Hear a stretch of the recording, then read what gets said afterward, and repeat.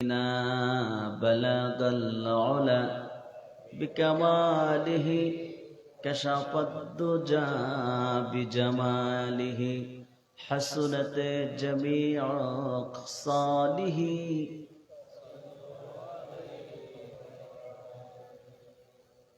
আসল মহব্বতের সাথে 2-1 মিনিট সময় জবান খুলে আমাদের রব আল্লাহ তাআলাকে ডাক দিয়ে আল্লাহর সাথে আমাদের সম্পর্কের গভীরতা বৃদ্ধি করি। পড়ি লা ইলাহা ইল্লাল্লাহ, লা ইলাহা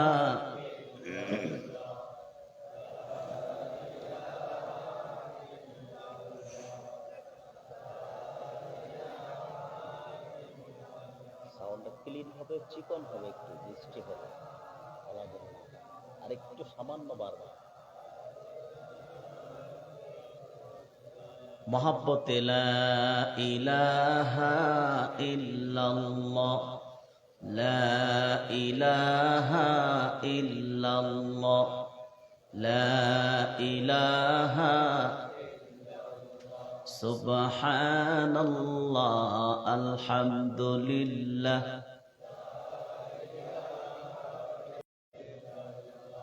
ইল্লাল্লাহু লা ইলাহা লা ইলাহা ইল্লাল্লাহু লা ইলাহা সুবহানাল্লাহ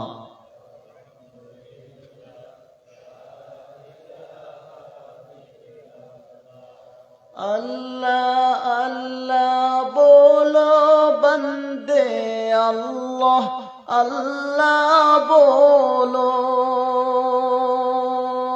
अल्लाह अल्लाह बोलो बंदे अल्लाह अल्लाह बोलो, जिक्रे अल्लाह करते हो राहे जन्नत चलो, ला इलाहा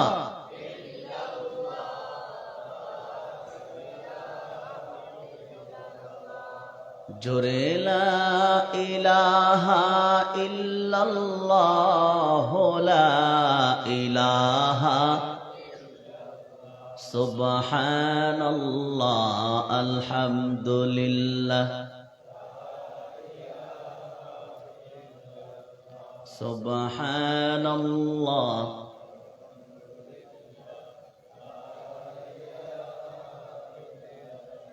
ला इलाहा इल्लल्लाह मुहम्मदुर रसूलुल्लाह साल्लाल्लाहु अलैहि ওয়াসাল্লাম।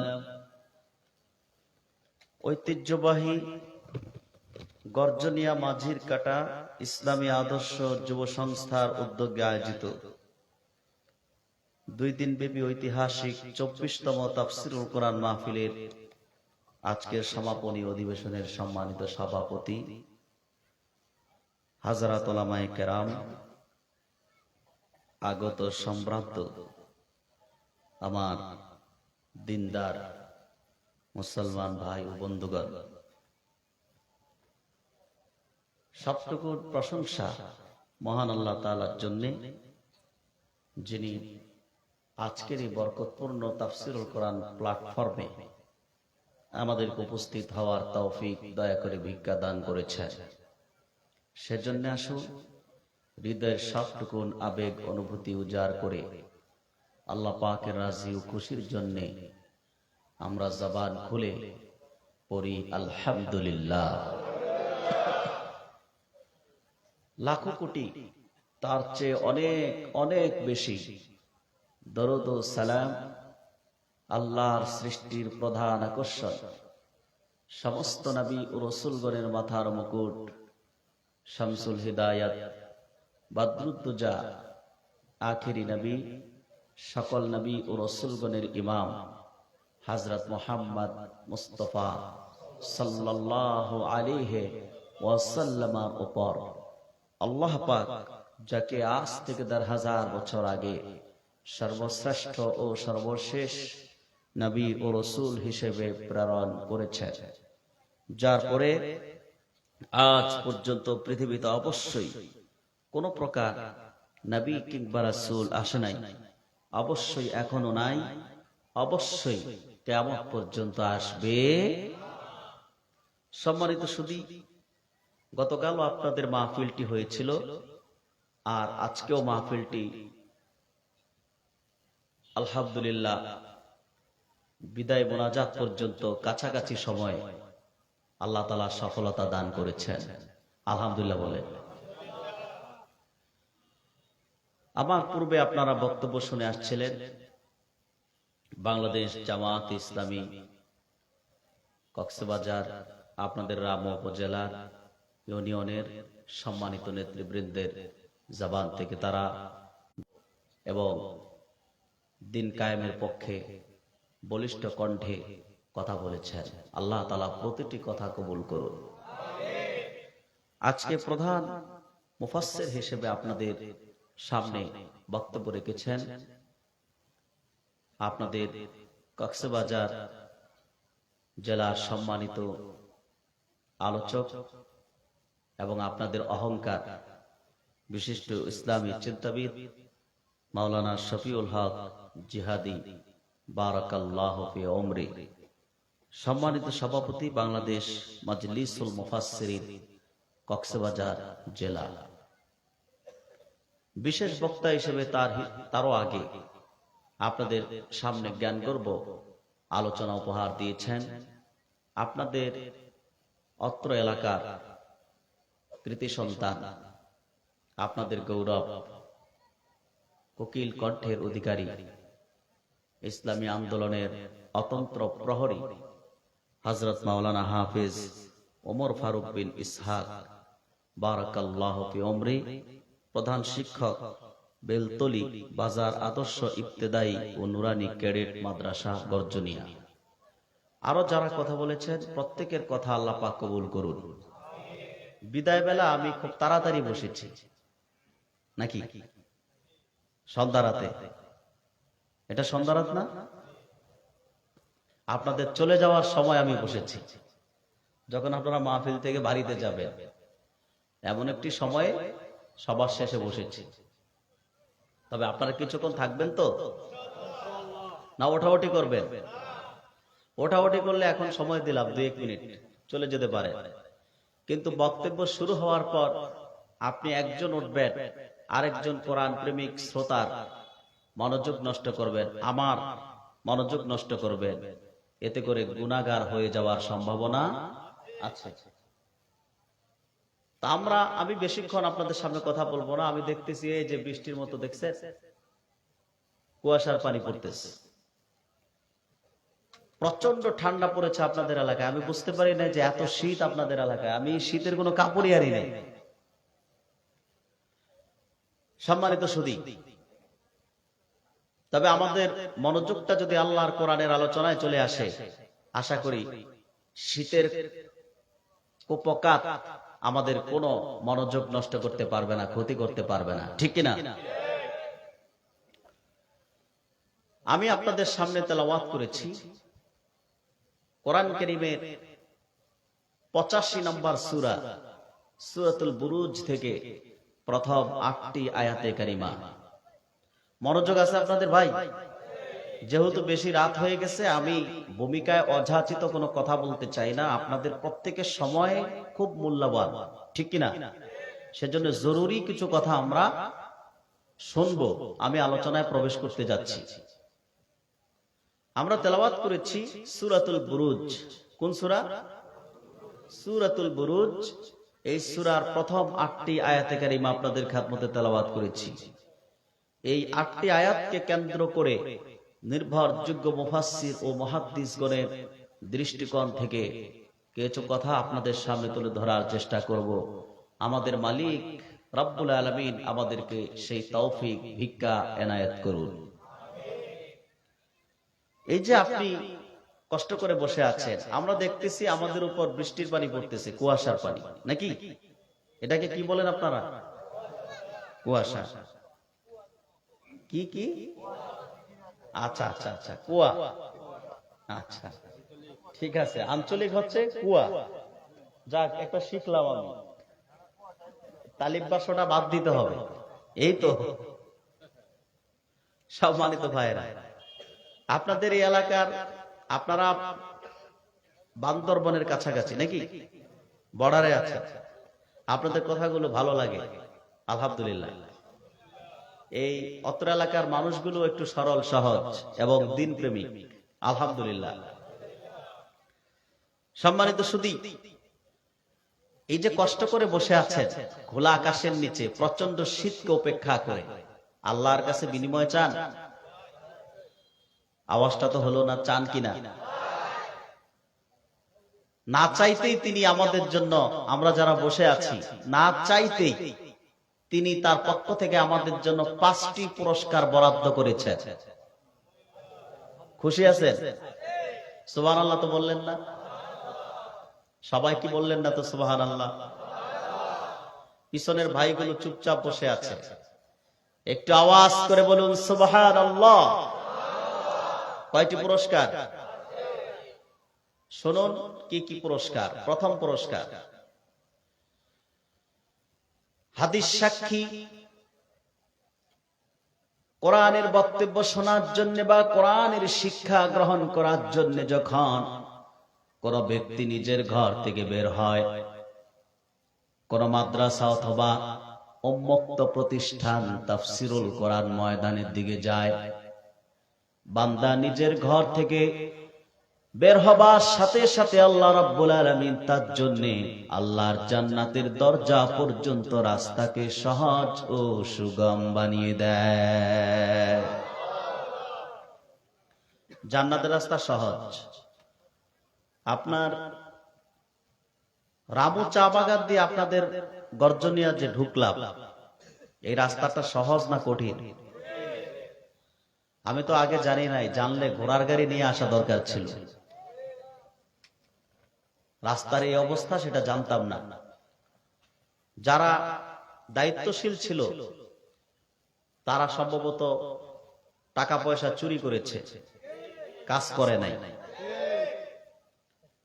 তো সে যাই হোক, যারা চুরি করেছে তারা আবার চোরের মতোই পালিয়েছে। যেমন কর্ম তেমন ফল হয়েছে, ঠিক না? তো এই রাস্তাটা সহজ না কঠিন? কঠিন। কিন্তু আপনি কোরআন শুনতে এসেছেন, আপনার জন্য বেহেশতের দরজা পর্যন্ত রাস্তাকে আল্লাহ পাক সহজ করে দিয়েছেন। এটি প্রথম পুরস্কার। দ্বিতীয় পুরস্কার হলো,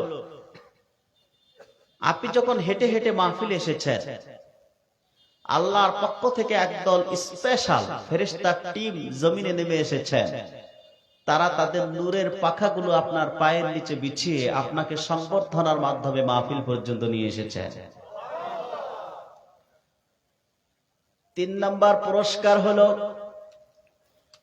এই যে আপনি কষ্ট করে বসে আছেন, আমার বিশ্বাস এখানে যতগুলো মানুষ বসে আছে তাদের অধিকাংশ মানুষগুলোই দিনের বেলা পরিশ্রম করা, খেটে খাওয়া মানুষ, কাজ করে খায়। কারণ এই এলাকার অধিকাংশ মানুষ আল্লাহর দিনকে ভালোবাসে, দিন কায়েমের কর্মী। যারা দিনকে ভালোবাসে, দিন কায়েমের কর্মী হয়ে যায়, তারা জানে অন্যেরটা আত্মসাৎ করলে গুনাহ হয়, পাপ হয়। সেজন্য দিনের বেলা পরিশ্রম করে রাতের খাবার সংগ্রহের জন্য, রিজিকের সন্ধানে প্রতিদিন সকালবেলা কাজকর্মে লেগে যায়। ঠিক সারাদিন কাজ করলেন, ক্লান্ত শরীর নিয়ে আপনি এখন যদি ঘুমাতেন শরীরটা চাঙ্গা থাকতো, তা না করে আপনি কোরআন কারীমের ময়দানে বসে গেলেন। যতক্ষণ বসে থাকবেন, যতক্ষণ কোরআন শরীফের বক্তব্য শুনবেন, প্রতিটি শ্বাসে আমার আল্লাহ রাব্বুল আলামিন আপনার আমলনামায় 10টি করে নেকি দিয়ে যাচ্ছেন। কয়টি? যদি মনোযোগ দিয়ে কোরআনের বক্তব্য শোনেন, নাও বুঝেন, কিন্তু প্রত্যেক শ্বাসে কয় নেকি? 10 নেকি। আপনারা জীবনে কত নেতা নেত্রীর মিছিলে দৌড়িয়েছেন, ঘন্টার পর ঘন্টা পার করে দিয়েছেন, কোনো লাভ হয় নাই।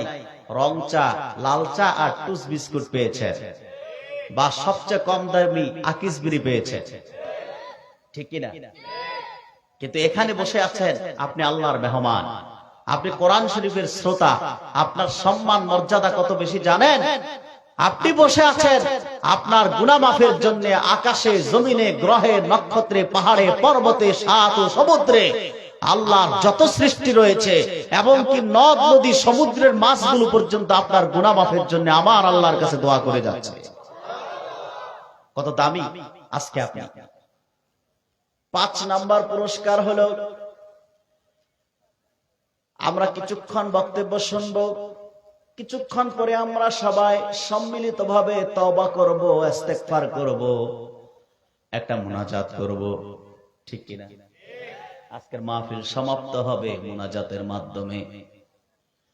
যখন আপনি মুনাজাত করবেন, আল্লাহর দরবারে হাত তুলবেন, জীবনে আমরা এমন অপরাধ করেছি, গুনাহ করেছি, আমাদের মা জানে না, বাবা জানে না, পরিবার পরিজনের কেউ জানে না, এমন মারাত্মক অপরাধ গুনাহ আমরা করেছি, যদি আমাদের মা বাপ, স্ত্রী, সন্তান সন্ততি, পরিবার পরিজনের লোকজন জানতো, আমাদেরকে পরিচয় দিত না। অপরাধগুলোর কথা যখন মনে পড়ে যাবে, সারা জীবনের গুনাহের কথা যখন মনে পড়ে যাবে, আল্লাহর ভয় অন্তরে পোষণ হবে। আহারে, আমি কত বড় গুনাহ করেছি। আল্লাহর ভয় অন্তরে পোষণ যখন করবেন, অনুশোচনার অনুতপ্ত হয়ে অনুশোচনার আগুনে যখন জ্বলতে থাকবেন, আপনার আল্লাহর ভয়ে, মান বাকা মিন খাশিয়াতিল্লাহি হারামাল্লাহু আলাইহিন নার, আল্লাহর ভয়ে আপনার চোখ থেকে অশ্রু ফোঁটা বেরিয়ে যাবে। চোখ থেকে অশ্রু ফোঁটা বের হবার সঙ্গে সঙ্গে আল্লাহ রাব্বুল আলামিন আজকের মুনাজাত কবুল করে নেবেন, সারা জীবনের সমস্ত গুনাহ মাফ করে দিবেন। আমাকে আপনাকে নিষ্পাপ বেগুনাহ বানায়া, নিষ্পাপ বেহেশতি আল্লাহওয়ালা বানায়া, জান্নাতি বানায়া বাড়িতে ফিরিয়ে দিবে। সুবহানাল্লাহ বলতে কষ্ট হয়? সুবহানাল্লাহর আওয়াজ তো পুরুষের আওয়াজ হয়নি, তারও তো একটা কারণ আছে। এই যে আমরা পুরুষ মানুষ হয়ে আমাদের কণ্ঠের আওয়াজ কম, তার কারণ হলো আমরা স্বাধীনতার পর থেকে 40 বছরের বেশি নারীদের আঁচল ধরেছিলাম, ঠিক কিনা? যার জন্য স্বভাব চরিত্র অনেকটাই নারীদের মতোই হয়ে গেছে। তবে এবার আমরা তার পরিবর্তন চাই। কি বলে? যেই আমেরিকাকে আমার দেশের রাজনীতিবিদগণ অনুসরণ করে, আমেরিকার মতাদর্শ অনুযায়ী চলে, সেই আমেরিকায়ও কোন নারীকে প্রেসিডেন্ট হতে দেয় না। কারণ তারা অমুসলিম হলেও রাসূলুল্লাহ সাল্লাল্লাহু আলাইহি সাল্লামের হাদিসের উপর আমল করে। এই অন্তত এই একটি বিষয়। অথচ আমরা 40 বছর নারীদের আঁচল ধরেছিলাম।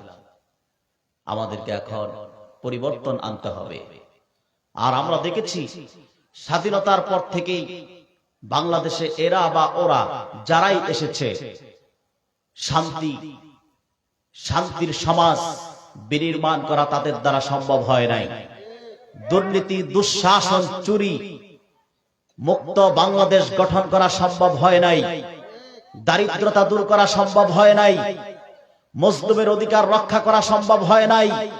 ন্যায় বিচার প্রতিষ্ঠা করা সম্ভব হয় নাই। কিন্তু একমাত্র কোরআন কারীমের হুকুমত পারে ন্যায় বিচার প্রতিষ্ঠা করতে, মজলুমের অধিকার রক্ষা করতে, অপরাধীর শাস্তি নিশ্চিত করতে, বিচার ব্যবস্থায় নিরপেক্ষতা আনতে একমাত্র পারে কোরআনের হুকুমত। সেজন্য আমরা সমাজতন্ত্র, ধর্মনিরপেক্ষতার কুফরি মতবাদ আর দেখতে চাই না। এবার আল্লাহর কোরআনকে ধারণ করে কোরআনের হুকুমত প্রতিষ্ঠা করতে চাই। আল্লাহ কবুল করুন। সম্মানিত সুধী, তাহলে আমরা জানলাম আমাদের জন্য আল্লাহর পক্ষ থেকে কয়টি পুরস্কার? পাঁচটি। আমরা কিছুক্ষণ সময় বক্তব্য শুনে এই পাঁচটি পুরস্কার পাবো এবং মোনাজাত করে আমাদের জীবনের গুনাহগুলো মাফ করে বাড়ি যেতে চাই। কারা কারা রাজি? দুই হাত তুলে আমার আল্লাহ তাআলাকে দেখা। আল্লাহ কবুল করুন, মঞ্জুর করুন, বলেন আমিন। আর ভূমিকায় কোনো কথা নয়, আমি প্রবেশ করছি আলোচনায়। মনোযোগ দেন। কোরআন কারীম সূরাতুল বুরুজ, সূরাতুল বুরুজে আল্লাহ পাক প্রথম 3টি আয়াতে 4টি শপথ করেছেন। আল্লাহ পাক বলেন ওয়াস-সামাঈ যাতিল বুরুজ, শপথ গ্রহ নক্ষত্র বিশিষ্ট আকাশে, ওয়াল ইয়াউমিল মাউউদ, আর শপথ প্রতিশ্রুত দিবসের, ওয়াশাহিদি ওয়া মাশহুদ, এবং শপথ সাক্ষ্যদাতা ও উপস্থিতগণের। প্রথম 3টি আয়াতে আল্লাহ পাক শপথ করলেন 4টি বিষয়। কয়টা? 4টা। এরপর আল্লাহ তাআলা বলেন কুতিলা আসহাবুল উখদুদ, ধ্বংস হয়েছে জমিনে গর্ত খননকারীরা, অর্থাৎ গর্তওয়ালারা।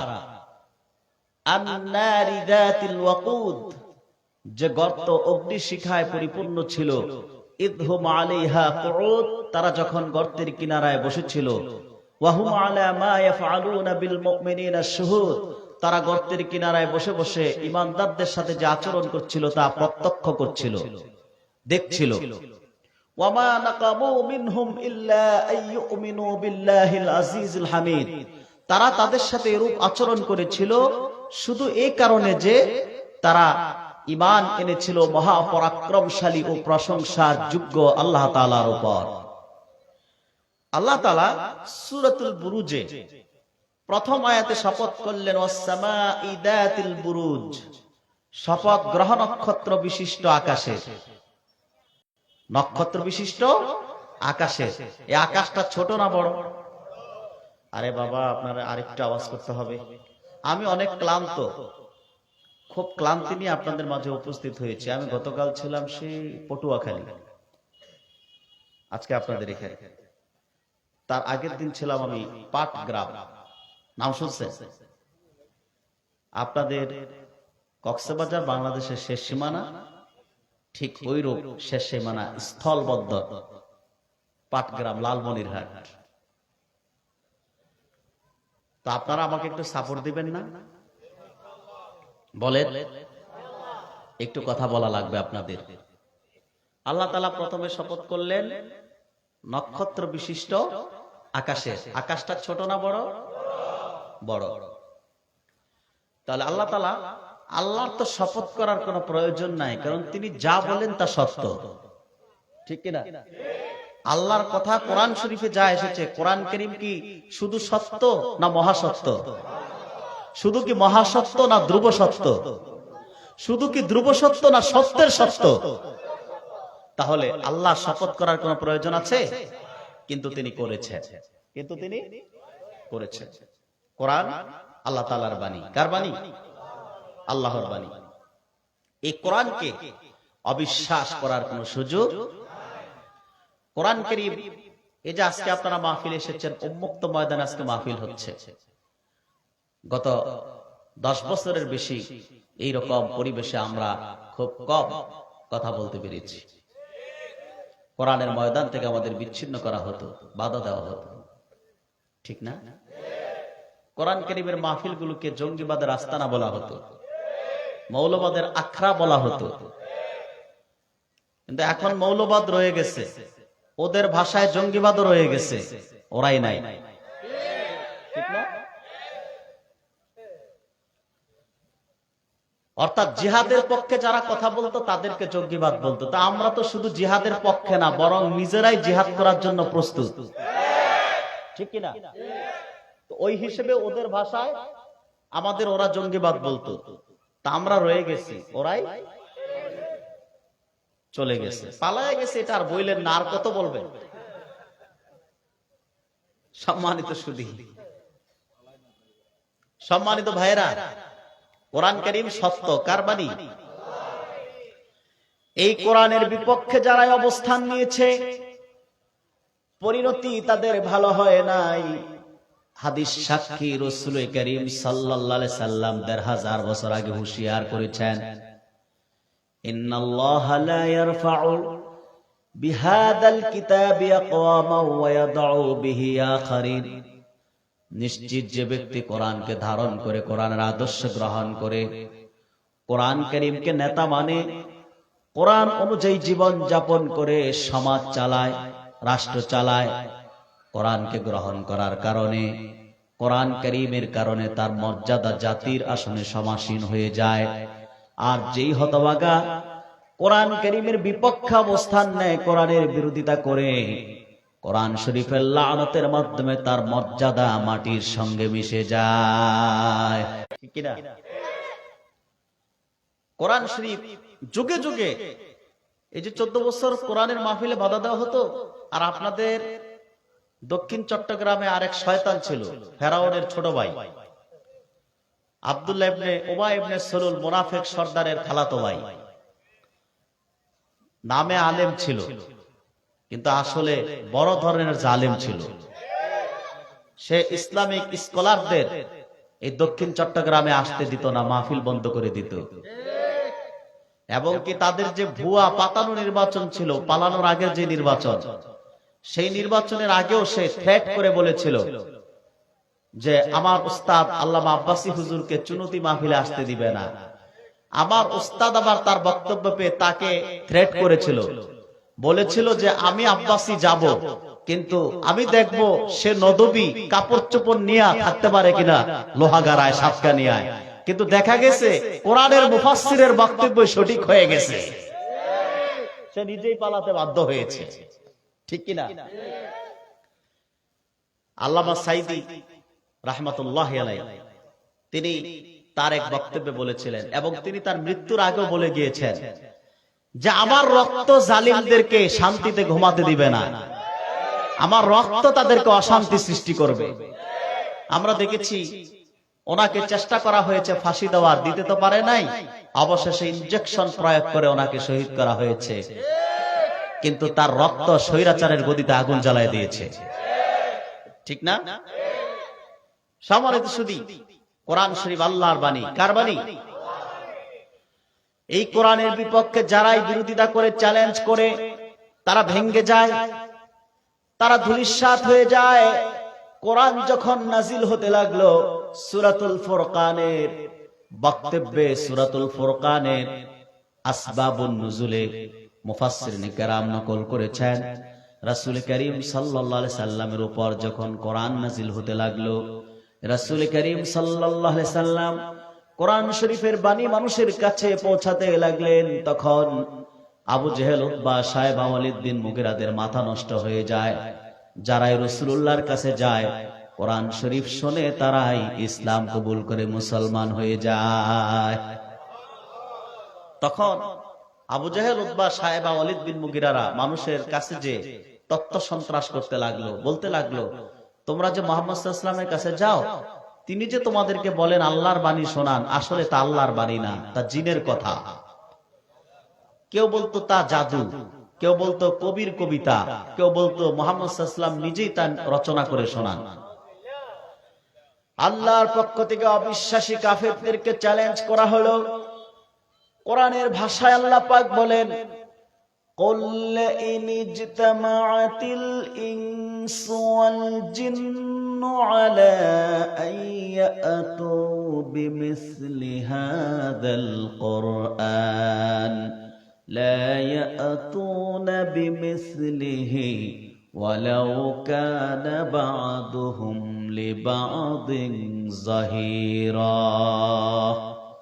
আল্লাহ রাব্বুল আলামিন বলেন, হাবিব আমার মুহাম্মদ সাল্লাল্লাহু আলাইহি ওয়াসাল্লাম, আপনি অবিশ্বাসী কাফেরদেরকে বলুন, ও কাফেরেরা, যারা কোরআনকে আল্লাহর বাণী হিসেবে বিশ্বাস করতে চাও না, আমার রাসূলের মুজিজা হিসেবে বিশ্বাস করতে চাও না, তোমাদের প্রতি চ্যালেঞ্জ, সারা পৃথিবীর জিন আর মানুষ যদি ঐক্যবদ্ধ হয়, এক প্ল্যাটফর্মে চলে আসে, ঐক্য জোট গঠন করে শুধুমাত্র একটি এজেন্ডা বাস্তবায়নের জন্য, আর তা হলো আমার হাবিবের উপর আমি যে কোরআন নাজিল করেছি সেই কোরআন কারীমের মতো অনুরূপ একটি কিতাব তারা রচনা করে আনবে।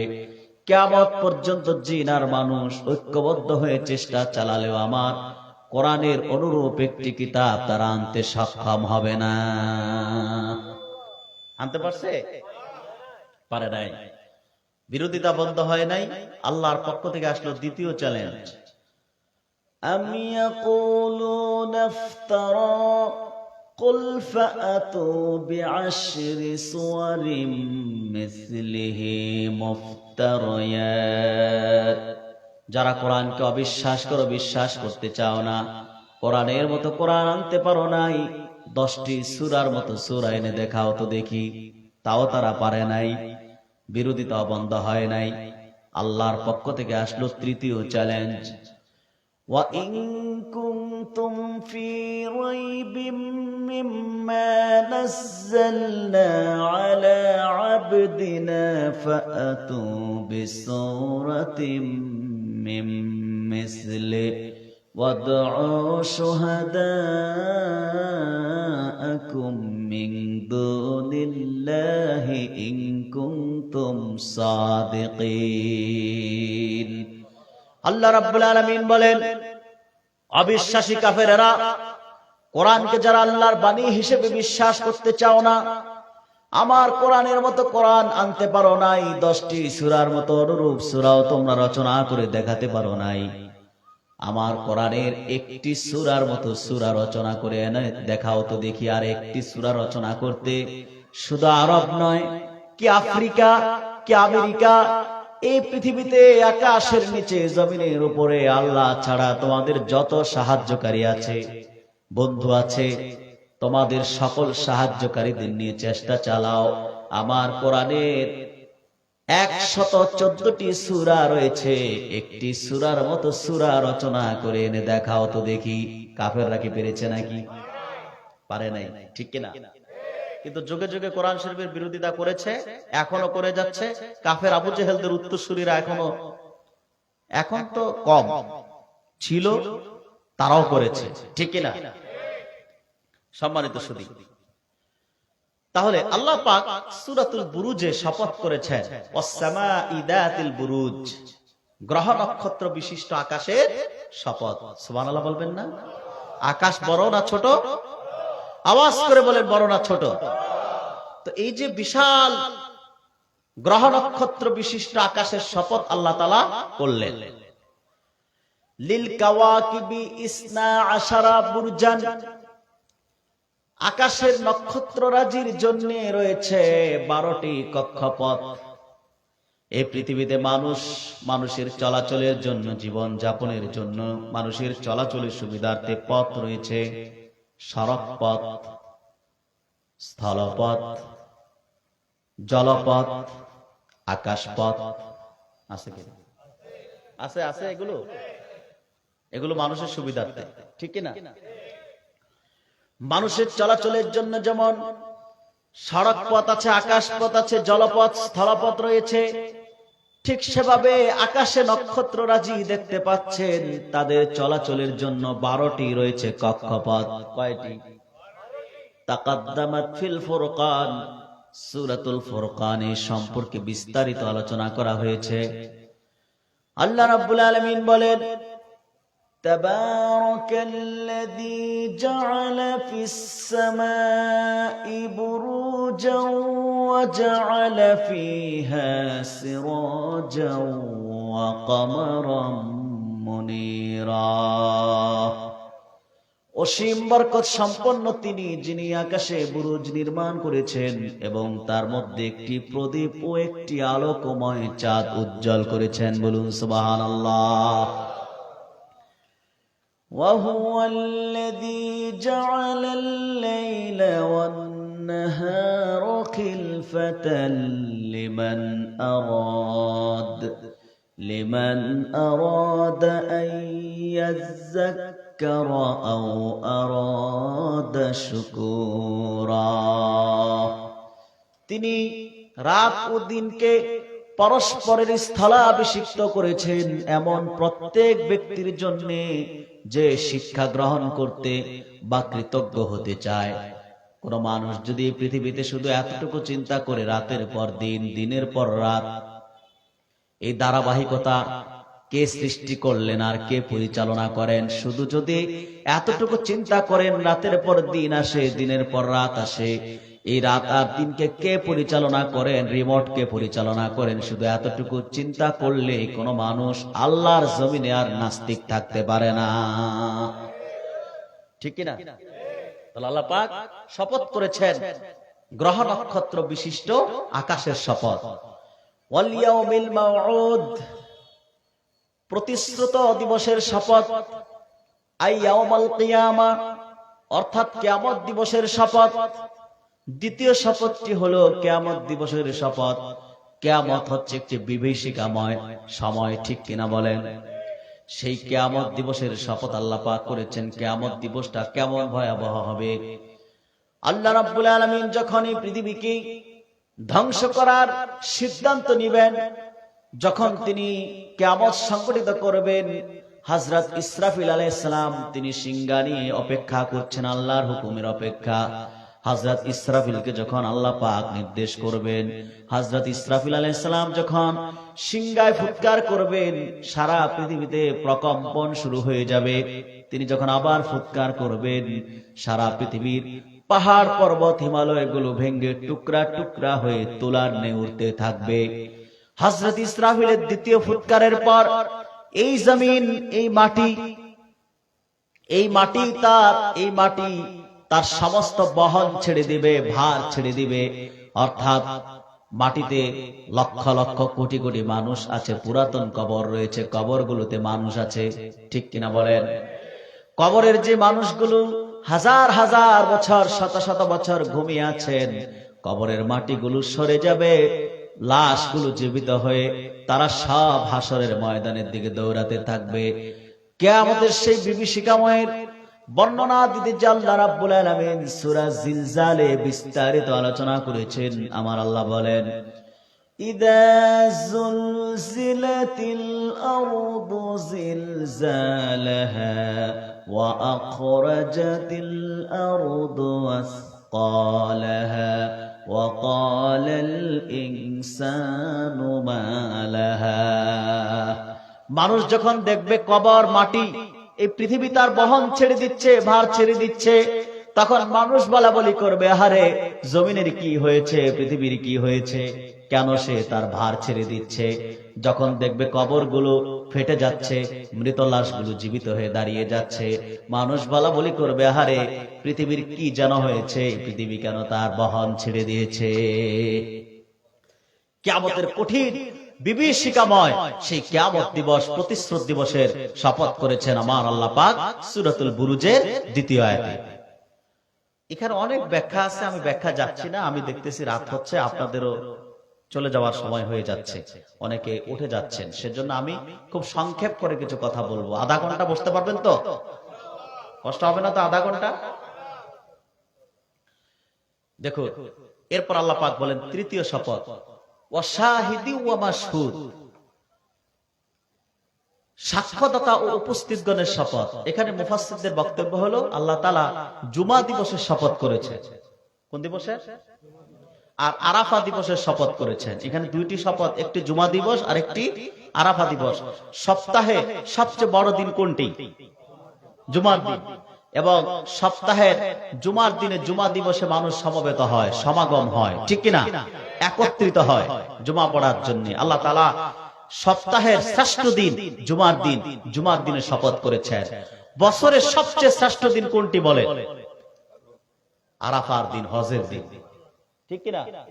আল্লাহ তাআলা চতুর্থ শপথটি করেছেন বছরের, এক বছরের শ্রেষ্ঠ দিন আরাফার দিন, হজের দিন। সে আরাফা দিবসে লক্ষ লক্ষ মানুষ পৃথিবীর দিক দিগন্ত থেকে, এক এক প্রান্ত থেকে উপস্থিত হয় আল্লাহর ঘর, আল্লাহর ঘরের পাশে আরাফার ময়দানে, ঠিক কিনা বলেন? আরাফার ময়দানে সমবেত হয়। সেই আরাফা দিবসের শপথ করেছেন আল্লাহ পাক, চতুর্থ শপথ। চারটি শপথ করার পর আল্লাহ রাব্বুল আলামিন বলেন কুতিলা আসহাবুল উখদুদ, ধ্বংস হয়েছে গর্তওয়ালারা। আপনারা যে আসহাবুল উখদুদের ঘটনা বলে জানেন, সেই ঘটনা আমি আপনাদের সামনে আজ তুলে ধরছি। আল্লাহ পাক বলেন ধ্বংস হয়েছে গর্তওয়ালারা, জমিনে গর্ত খননকারীরা, আন্নারি দাতিল ওয়াকুদ, যে গর্ত অগ্নি শিখায় পরিপূর্ণ ছিল। এখানে আল্লাহ পাক চারটি শপথ করার পর বললেন কুতিলা আসহাবুল উখদুদ, ধ্বংস হয়েছে গর্তওয়ালারা। আল্লাহর একবারও শপথ করার কোনো প্রয়োজন নাই, কিন্তু তিনি গর্তওয়ালাদের ধ্বংসের কথা বলার আগে 4 বার শপথ করেছেন। কয়বার? তাহলে বোঝা যায় এই যে 4টা বার শপথ করলেন, প্রত্যেক শপথের বিষয়বস্তু হলো, উদ্দেশ্য হলো, আল্লাহ বলতে চাইলেন বান্দা বান্দি দুনিয়াবাসী, এই যে শপথ করা হচ্ছে, শপথের পর যে বিষয়টি আসতেছে, যাদের কথা আসতেছে, বিষয়টি অত্যন্ত গুরুত্বপূর্ণ। বিষয়টি অত্যন্ত গুরুত্বপূর্ণ। সেজন্য 4 বার শপথ করে গর্তওয়ালাদের ধ্বংসের কথা বললেন, জমিনে গর্ত খননকারীদের ধ্বংসের কথা বললেন। তাহলে চলুন সেই গর্তওয়ালা কারা আমরা জেনে নেই। সরাসরি নির্ভরযোগ্য তাফসীর ও হাদিসের কিতাব থেকে আমরা জানব। মনোযোগ আছে আপনাদের? আছে না গেছে? মাশাআল্লাহ। হাদিস ও তাফসীরের কিতাব এসেছে, আমি দুনিয়ার শ্রেষ্ঠ মুফাসসির ইমাম আল্লামা হাফেজ ইবনে কাসির রাহমাতুল্লাহ, তিনি যেভাবে নকল করেছেন তার বক্তব্যটি আপনাদের সামনে তুলে ধরছি। ইবনে কাসির নকল করেছেন যে এক বাদশা ছিল। কি ছিল? জালিম বাদশা, জালিম। সে নিজেকে খোদা দাবি করত। নাউজুবিল্লাহ বলবেন না? রাজা বাদশার অধিকাংশরাই জালিম হয়, ঠিক না? যারা রাজা হয়, শাসক হয়, বাদশা হয়, তাদের অধিকাংশরাই জালিম হয়। কারণ ক্ষমতার চেয়ার যখন পায় তখন জনগণকে আর বন্ধু ভাবতে পারে না, জনগণের প্রভু সাজতে চায়। তো জালিম বাদশা ছিল, জালিম বাদশা ছিল একজন জাদুকর। কি ছিল? জাদুকর। জাদুকর যখন বৃদ্ধ হয়ে যায় তখন বাদশার কাছে আবেদন করলো, বাদশা আমি তো বয়স হয়ে গেছে, যে কোনো মুহূর্তে চলে যাব, যদি আপনি কোন বালককে আমার কাছে নিযুক্ত করতেন তাহলে আমি তাকে জাদুবিদ্যা শিখিয়ে যেতাম, আমার মৃত্যুর পর সে আমার স্থলাভিষিক্ত হয়ে আপনার রাজ দরবারে পক্ষে কাজ করত। বাদশা চিন্তা করলেন পরামর্শটা তো খারাপ না, খুব ভালো, আমার পক্ষে, ঠিক না? তো বাদশা একজন বালককে নিযুক্ত করলেন জাদুকরের কাছে জাদুবিদ্যা শিখতে। কি শিখতে ভাই? রাজা বাদশার আবার অধিকাংশরাই জাদু, কামরূপ কামাখ্যা এগুলোতে বিশ্বাসী, ঠিক না? কোরআন সুন্নাহ বা আল্লাহ তাআলার উপর তাওয়াক্কুল খুব কম থাকে রাজা বাদশাদের।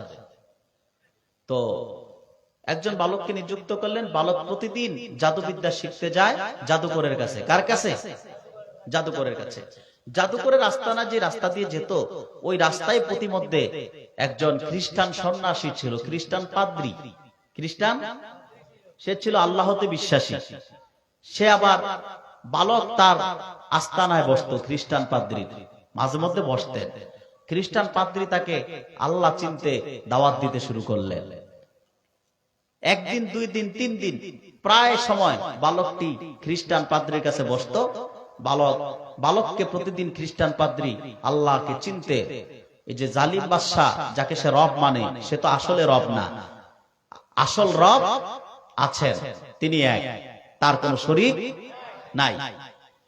খ্রিস্টান পাদ্রী যখন দাওয়াত দিতে লাগলেন, এক সময় দাওয়াত গ্রহণ করে ফেললো, বালকটি ঈমান এনে বিশ্বাসী হয়ে গেল। সুবহানাল্লাহ বলবেন না? আমি কি কবরস্থানে আছি নাকি ভাই?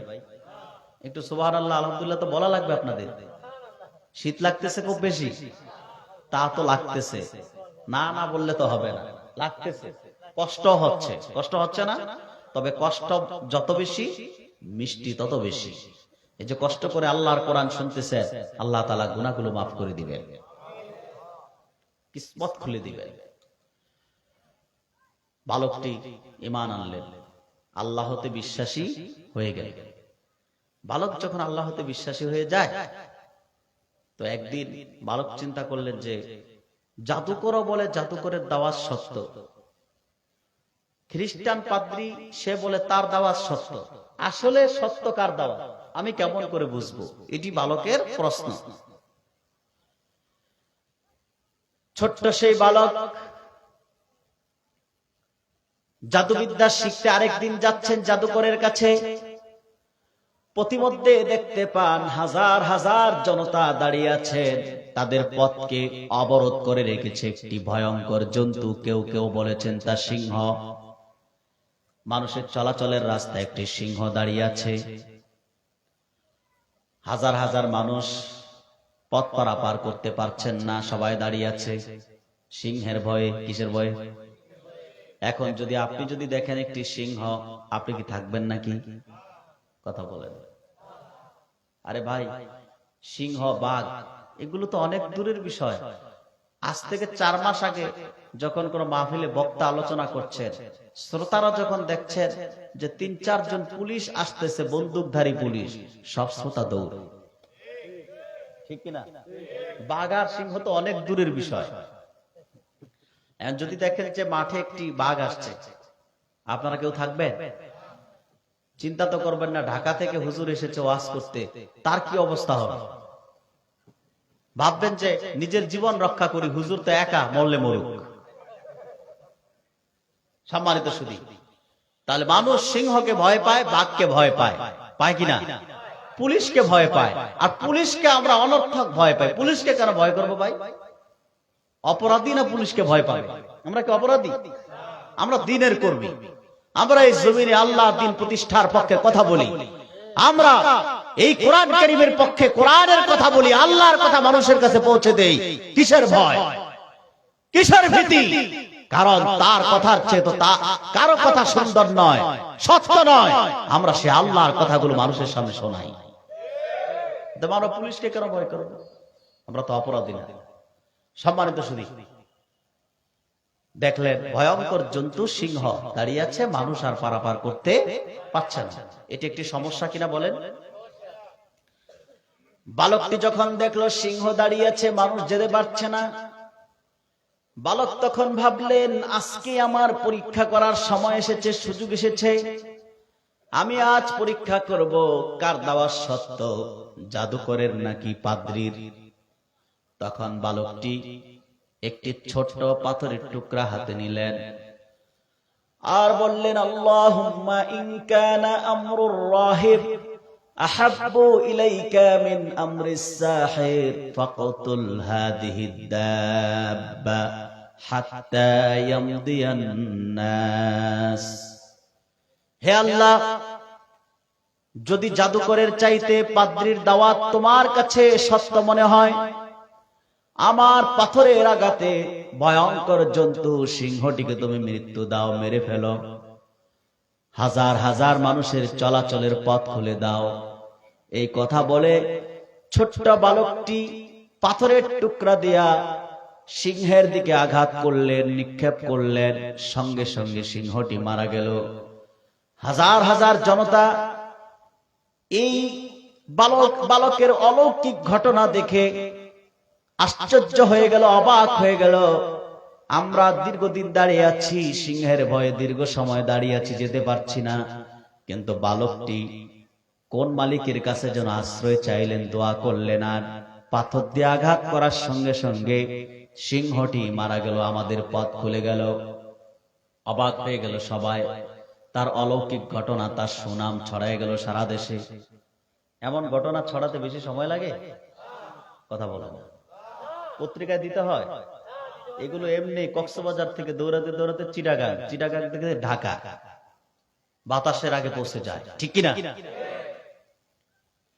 এই বালকের মাধ্যমে আরো কিছু অলৌকিক ঘটনা ঘটতে লাগলো, যা ইমাম ইবনে কাসির নকল করেছেন, যে বালকের কাছে কোনো কুষ্ঠরোগী আসলে সে দোয়া করলে সুস্থ হয়ে যেত। বালকের কাছে 2 চোখ অন্ধ কোন ব্যক্তি আসলে সে দোয়া করলে 2 চোখের আলো ফিরে পেত। বলুন সুবহানাল্লাহ। এবার তার এই সব অলৌকিক ঘটনা ছড়ায় যায় সারা দেশে, তার সুনাম সুখ্যাতি ছড়িয়ে যায়। যেই খ্রিস্টান পাদ্রী বালককে আল্লাহ চিনতে সাহায্য করলেন, দাওয়াত দিলেন, খ্রিস্টান পাদ্রী, সেই পাদ্রীর কানে চলে গেল যে তার ছাত্র ছোট্ট বালকের মর্যাদা আজকে উচ্চ আসনে সমাসীন হতে যাচ্ছে, তার সুনাম সুখ্যাতি দেশব্যাপী ছড়িয়ে যাচ্ছে। ওস্তাদ বুঝতে পারলেন ছাত্র মর্যাদার দিক থেকে কেমন উপর স্তরে উন্নীত হচ্ছে। তখন ওস্তাদ পাদ্রী, ওস্তাদটাকে পাদ্রী, পাদ্রী বালককে কাছে ডাকলেন, আহ্বান করলেন। ছোট্ট সেই বালক যখন পাদ্রীর কাছে গেলেন, পাদ্রী বললেন, ইয়া বুনাইয়া আনতা আফদালু মিন্নি ওয়া ইন্নাকা সাতুবতালি ফাইন ইবতালাইতা ফালা তাদুল্লু আলাইয়া। হে সন্তান, আমি দেখতে পাচ্ছি মর্যাদার দিক থেকে তুমি আমার চেয়ে অধিক উপর স্তরে উন্নীত হতে যাচ্ছ, সমাসীন হতে যাচ্ছ। তবে মনে রেখো, আমি দেখতে পাচ্ছি অতি সত্বর তুমি পরীক্ষার সম্মুখীন হয়ে যাবে। যদি তুমি পরীক্ষার সম্মুখীন হও, আমি যে তোমাকে ঈমানের দাওয়াত দিয়েছি, আল্লাহ চিনতে সাহায্য করেছি, আমার কথা তুমি বলে দিও না। বালকের সুনাম সুখ্যাতি যখন সারা দেশ ব্যাপী ছড়ায় যায়, বালকের কাছে কুষ্ঠরোগী আসলে ভালো হয়, অন্ধ ব্যক্তি আসলে ভালো হয়। জালিম যেই বাদশাহ ছিল, নিজেকে খোদা দাবি করত, সেই জালিম বাদশার রাজ দরবারে ছিল একজন মন্ত্রী, দুই চোখে অন্ধ। কি ছিল? আরে বাবা, আপনারা কি বোট খাচ্ছেন নাকি? কথা তো বলবেন আমার সাথে। দুই একজন খাইতেছে, আমার দৃষ্টিতে পড়ছে, কথা বলবেন না? মন্ত্রী, রাজ দরবারের এক মন্ত্রী ছিল, দুই চোখে, জোরে বলেন, অন্ধ। আজকে কেন আমি এই বিষয়টি নিলাম? এই বিষয়টিতে আমাদের জন্য, এই বিষয় থেকে আজকের সূরাতুল বুরুজ থেকে আমাদের শিক্ষা নিতে হবে। কারণ আমি দেখতে পাচ্ছি আমাদের দেশের একটি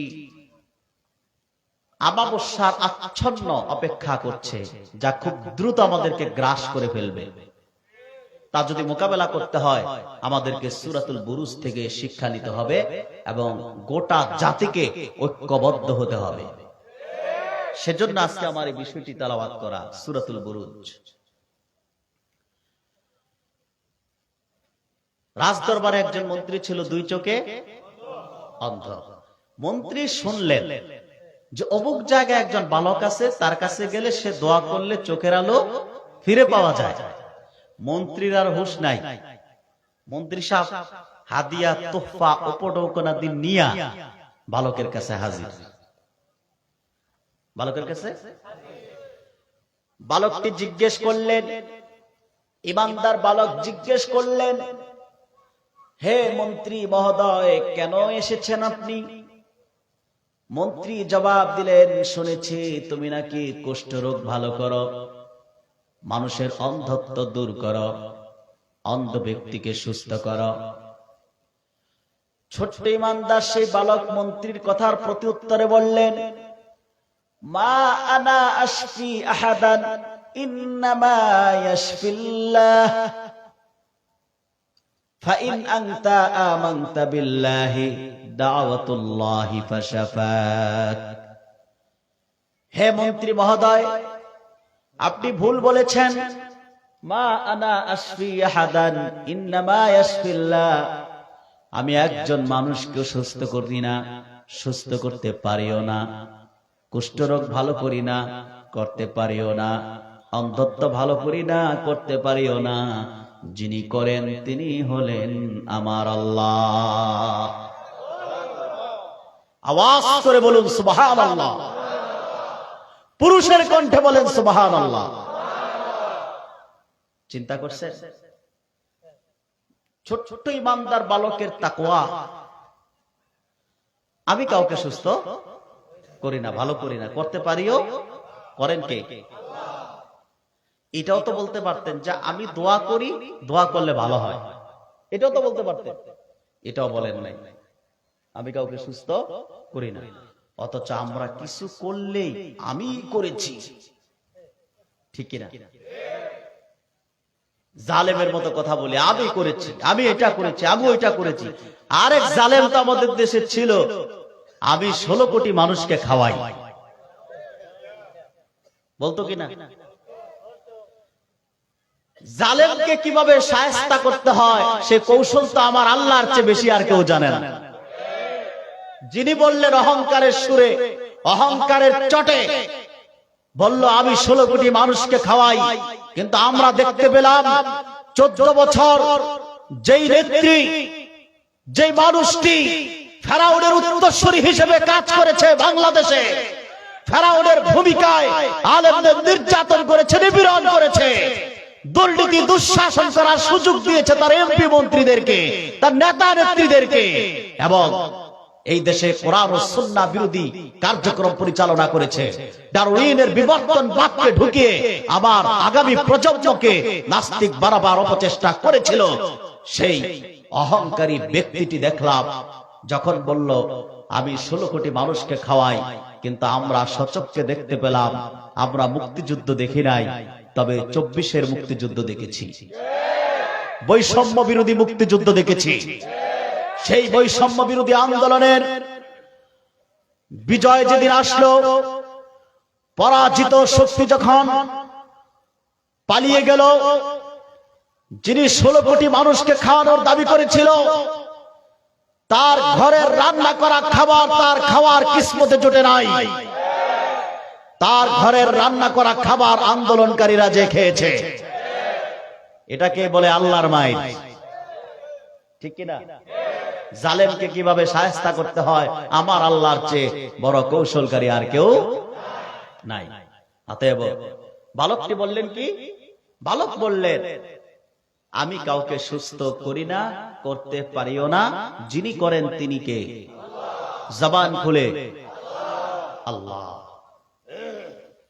এবার বালকটি মন্ত্রীকে বললেন ফাইন আনতা আমানতা বিল্লাহ দাওয়াতুল্লাহি ফাশাফাত, যদি এখন আপনি ঈমান আনেন, আমার আল্লাহকে রব বলে বিশ্বাস করেন, তাহলে আমি আমার আল্লাহর কাছে দোয়া করব, তিনি আপনাকে সুস্থ করে দিবেন। মন্ত্রীকে শর্ত একটা দিলেন। শর্ত, যদি আপনি কি আনেন? আরো জোরে বলেন। ঈমান আনেন, আমি আপনার জন্য দোয়া করব, আপনি সুস্থ হয়ে যাবেন, আল্লাহ সুস্থ করে দিবেন। আমার দেশে বিগত দিনে যারা দায়িত্ব ছিল, দেশের কর্ণধার অভিভাবক ছিল, তাদের কাছে আমার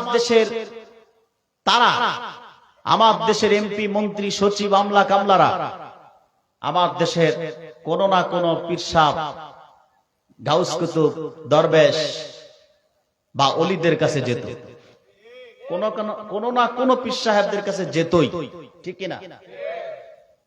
আমার দেশের পীর সাহেবরা যদি সূরাতুল বুরুজের এই ঘটনা বালকের জীবনী থেকে যদি শিক্ষা গ্রহণ করত, আর বালক যে কাজটি করেছিল, যে কর্মসূচি পালন করেছিল, সেই কর্মসূচি যদি আমার দেশের পীর সাহেবগণ হাতে নিত, তাহলে আমার দেশের এমপি মন্ত্রীরা আর পালাতে হতো না, তারা ইমানদার মুত্তাকি হয়ে বাংলাদেশে বসবাস করতে পারতেন কিনা?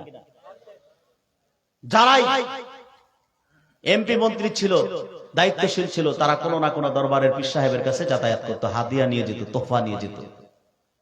আমার দেশের পীর সাহেবরা তাদেরকে শর্ত দিত? কথা বলেন, দিত না। আমার দেশের পীর সাহেবগণ যদি সূরাতুল বুরুজের এই বালকের জীবনী থেকে শিক্ষা নিয়ে বলতো আমার দেশের এমপি মন্ত্রীদের, তোমার শর্তে ক্ষমতায় গেলে তোমরা ইসলামের বিপক্ষে আইন প্রণয়ন করতে পারবে না, যদি ক্ষমতায় যাও বিজয়ী হও, আলেমদের জেলখানায় ভরে নির্যাতন করতে পারবে না, আলেমদেরকে ধর্ষক বলতে পারবে না, আলেমদেরকে মিথ্যা ট্রাইব্যুনাল গঠন করে রাজাকার বানাতে পারবে না। যদি এই রকম শর্ত দিতেন, তারাও মানতে বাধ্য হতো। কিন্তু আমার দেশের অধিকাংশ পীর সাহেবরাই সবক প্রদান করে নরমি সে কাম লো গরমি সে নেই, নরম নরম ভাষায় কাজ করো, গরম হইও না। গরম হইলে সমস্যা, জেল। গরম হইলে কি? জেল। অর্থাৎ মাছও ধরো, একটা কথা আছে না, দড়ি পানি নাচুই পানি ধরি মাছ, নাকি? ওনারা নরম ভাষায় কথা বলার সবক দিত, গরম হতে নিষেধ করত, ঠিক কিনা? আর চিন্তা করে যদি নেতাদেরকে আজকে আমি শর্ত দেই, আগামী বছর আর আমার মাহফিলে আসবে না নেতারা, লাখ টাকার মুরিদ ছুটে যাবে, ঠিক কিনা? আমার দেশের প্রত্যেক পীর সাহেব সূরাতুল বুরুজ থেকে, প্রত্যেক স্কলার সূরাতুল বুরুজের এই বালকের জীবনী থেকে, প্রত্যেক বক্তা, আলোচক, খতিব, ইমাম, মেম্বার, চেয়ারম্যান, দায়িত্বশীল যারা সমাজের অভিভাবক, পঞ্চায়েত কমিটির সভাপতি, প্রত্যেক সেক্টরে যে দায়িত্বশীল, তারা সূরাতুল বুরুজ থেকে শিক্ষা নেওয়া উচিত। যাদের কথা মানুষ শোনে, যাদের কথা মানুষ শোনে, তারা এই আমলটি করা উচিত। বালক বললেন, আপনি যদি ঈমান আনেন আমি দোয়া করব, আপনি সুস্থ হবেন, আল্লাহ আপনাকে ভালো করবেন। মন্ত্রী চিন্তা করলেন, আমার দুই চোখ নাই, আমার ক্ষমতা থেকেও তো নাই।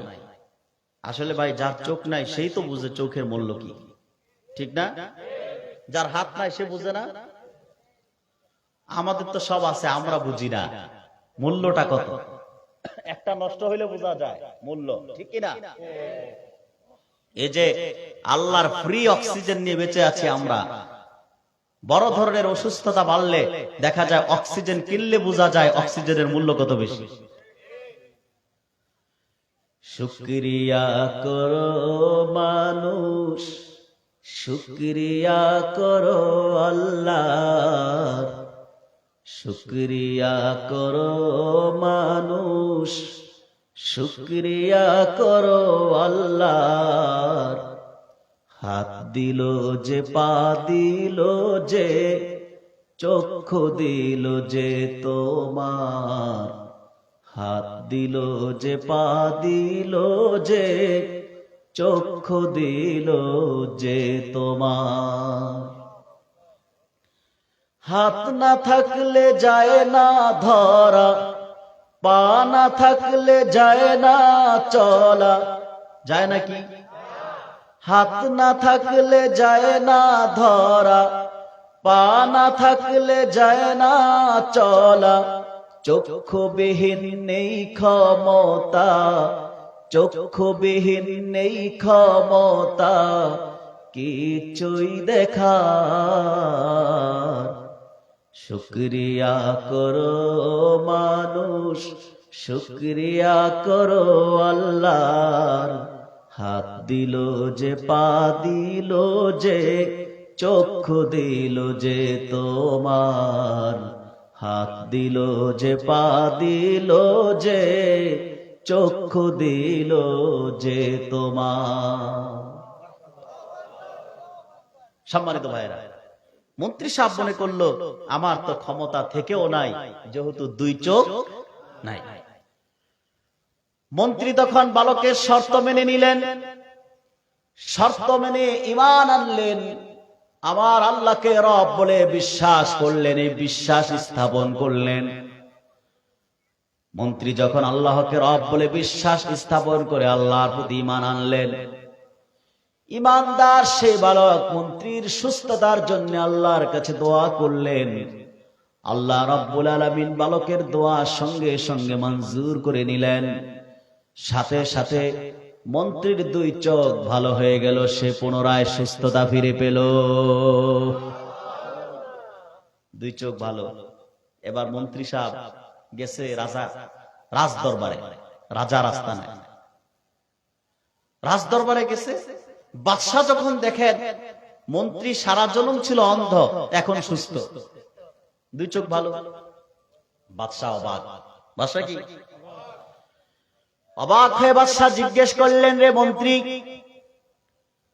সারা জীবন তুমি তো অন্ধ ছিলা, দুই চোখে দেখতে না কোনো কিছুই, পৃথিবীর আলো দেখতে পাও নাই, আজকে দেখতে পাচ্ছি, অন্ধত্ব দূর হয়ে গেছে, ভালো হয়ে গেছো তুমি, কেমন করে তোমার চোখ ফিরে পেলা, কেমন করে তুমি দৃষ্টি শক্তি ফিরে পেয়েছো বলো আমায়। রাজ দরবারে এবার তাওহীদের স্লোগান শুরু হয়ে গেল। মন্ত্রী জবাব দিলেন, ও বাদশাহ, আমার রব আমার চোখের আলো ফিরিয়ে দিয়েছেন। বাদশাহ ক্ষিপ্ত হয়ে প্রশ্ন করলেন, মন্ত্রী রে, আমি ছাড়াও কি তোমার রব আছে নাকি? আর আমি ছাড়া যদি অন্য কেউ তোমার রব হয় তাহলে আমি কে? মন্ত্রী এবার রাজ দরবারে তাওহীদের স্লোগান দিলেন, বললেন, লা বাল রাব্বি ওয়া রাব্বুকাল্লাহ। ও বাদশাহ, আপনি আমার রব নন। না না, আপনি আমার রব নন, বরং আমারও আপনার রব হলেন আল্লাহ। এবার জালিম বাদশাহ ক্ষিপ্ত হয়ে গেল। ক্ষিপ্ত হয়ে রাজ দরবারে নির্দেশ করলেন, গ্রেফতার করো মন্ত্রীকে। আল্লাহর পক্ষে বললেই তো গ্রেফতার, ঠিক কিনা? এই যে দেখেন, সত্য কথা বললে গ্রেফতার, এগুলো তো ভাই এখন থেকে না। এই সূরাতুল বুরুজ নাজিল হয়েছে কখন জানেন? মক্কায় যখন হযরত বেলাল, হযরত খুবাইব, হযরত খাব্বাব, হযরত আম্মার, হযরত সুমাইয়া অত্যন্ত নিপীড়ন নির্যাতন বরদাস্ত করতে লাগলেন। সীমা অতিরিক্ত নিপীড়ন নির্যাতন কাফেরদের পক্ষ থেকে সাহাবায়ে কেরামের উপর নির্যাতনের স্টিম রুলার চালু হয়ে গেল। আল্লাহ পাক রাসূলুল্লাহ সাহাবীদেরকে সান্ত্বনা দেওয়ার জন্য কোরআন কারীম সূরাতুল বুরুজ নাজিল করে দিলেন। সূরা বুরুজ নাজিল করে বললেন, আমার হাবিবের সাহাবীরা দ্বীনের পথে, ঈমানের পথে অটল অবিচল থাকতে গেলে, আল্লাহ ও তার রাসূলের পক্ষে থাকলে নির্যাতন আসে জালেমের পক্ষ থেকে, নিপীড়ন আসে অত্যাচারী শাসকের পক্ষ থেকে। এটি নতুন কিছু নয়, অনেক পুরাতন বিষয়। স্মরণ করিয়ে দিলেন সেই ঈমানদারের কথা। সম্মানিত ভাইয়েরা, গ্রেফতার হয়ে গেল মন্ত্রী। রাজ দরবারের নির্দেশে যখন মন্ত্রীকে গ্রেফতার করা হলো, মন্ত্রীকে বলা হলো, আল্লাহর প্রতি ঈমান ছেড়ে দাও, আমাদের বাদশার প্রতি আবার পুনরায় ঈমান আনো। মন্ত্রী জবাব দিলেন, আল্লাহর প্রতি ঈমান এনে ঈমানের যে মধুর স্বাদ গ্রহণ করেছি, এই ঈমানের মধুর স্বাদ থেকে বর্জন করতে চাই না, বঞ্চিত হতে চাই না, চুল পরিমাণ দূরে সরতে চাই না। তোমাদের যা ইচ্ছা হয় তা আমাকে করতে পারো, কিন্তু এক মুহূর্তের জন্য আমি আল্লাহর প্রতি ঈমান থেকে দূরে সরতে পারবো না। সম্মানিত ভাইরা আমার, এই কথা যখন বলা হলো, রাজ দরবারের নির্দেশে মন্ত্রীকে অত্যাচার শুরু করা হলো, নির্যাতন শুরু করা হলো। নির্যাতন করতে করতে এক পর্যায়ে জিজ্ঞেস করা হলো, মন্ত্রী, কিভাবে তুমি আকাশ ও জমিনের মালিক আল্লাহকে চিনতে পারলা, তার প্রতি ঈমান আনলা? মন্ত্রী বলে দিলেন ঈমানদার বালকের কথা। কার কথা? বালকের কথা। বালককে ধরে আনা হলো, রাজ দরবার থেকে নির্দেশ করা হলো, গ্রেফতার করো বালককে। বালককে গ্রেফতার করা হলো, রাজ দরবারে এনে নির্যাতন করা শুরু হলো। জিজ্ঞেস করা হলো, বালক, তুমি কিভাবে আকাশ ও জমিনের মালিক আল্লাহকে চিনতে পারলা, রব হিসেবে বিশ্বাস করলা? কে তোমাকে দাওয়াত দিয়েছে? যেই উস্তাদ বালককে তলব করে বলেছিলেন, তুমি পরীক্ষার সম্মুখীন হবে, আমি বুঝতে পারতেছি, যদি পরীক্ষার সম্মুখীন হও আমার কথা বলে দিও না। নির্যাতনের এক পর্যায়ে বালক সেই উস্তাদ পাদ্রীর কথা বলে দিলেন। রাজ দরবার থেকে নির্দেশ হলো, পাদ্রীকে গ্রেফতার করো। এবার পাদ্রীকে গ্রেফতার করা হলো রাজ দরবারে। বাদশার নির্দেশে মন্ত্রী এবং পাদ্রীকে দুইজনকে জীবন্ত করাত দিয়ে জবাই করে হত্যা করা হলো। জনসম্মুখে হত্যা করা হলো জবাই করে। এরপর বালকের পালা। বালককে বলা হলো, ঈমান ছেড়ে দাও। বালক বললেন, না, আমার চোখের সামনে আমি দেখেছি মন্ত্রী এবং পাদ্রীকে হত্যা করা হলো, শহীদ করা হলো।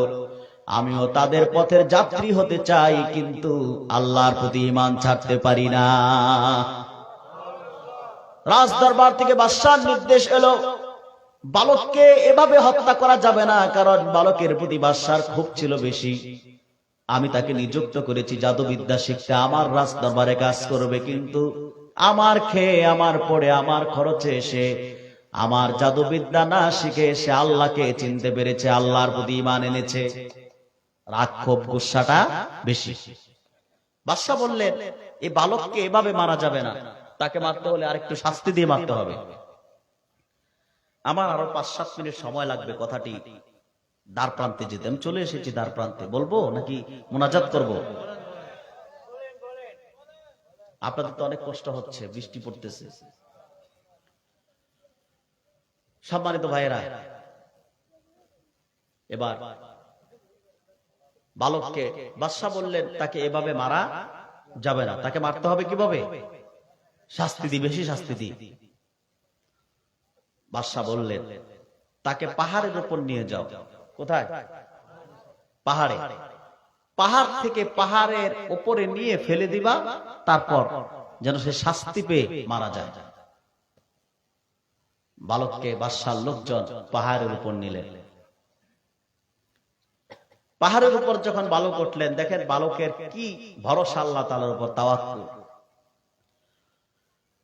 পাহাড়ের উপত্যকা থেকে ঈমানদার সেই বালক আল্লাহকে ডাক দিলেন আর বললেন, আল্লাহুম্মা কফিনিহিম বিমা শি'তা। মালিক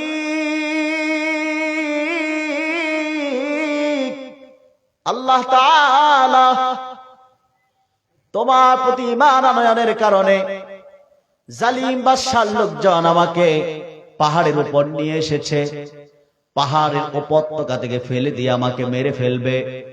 রব্বুল আলামিন, জালিম বাদশার লোকজনের হাত থেকে তুমি আমাকে বাঁচাও, রক্ষা করো যেভাবে তুমি চাও।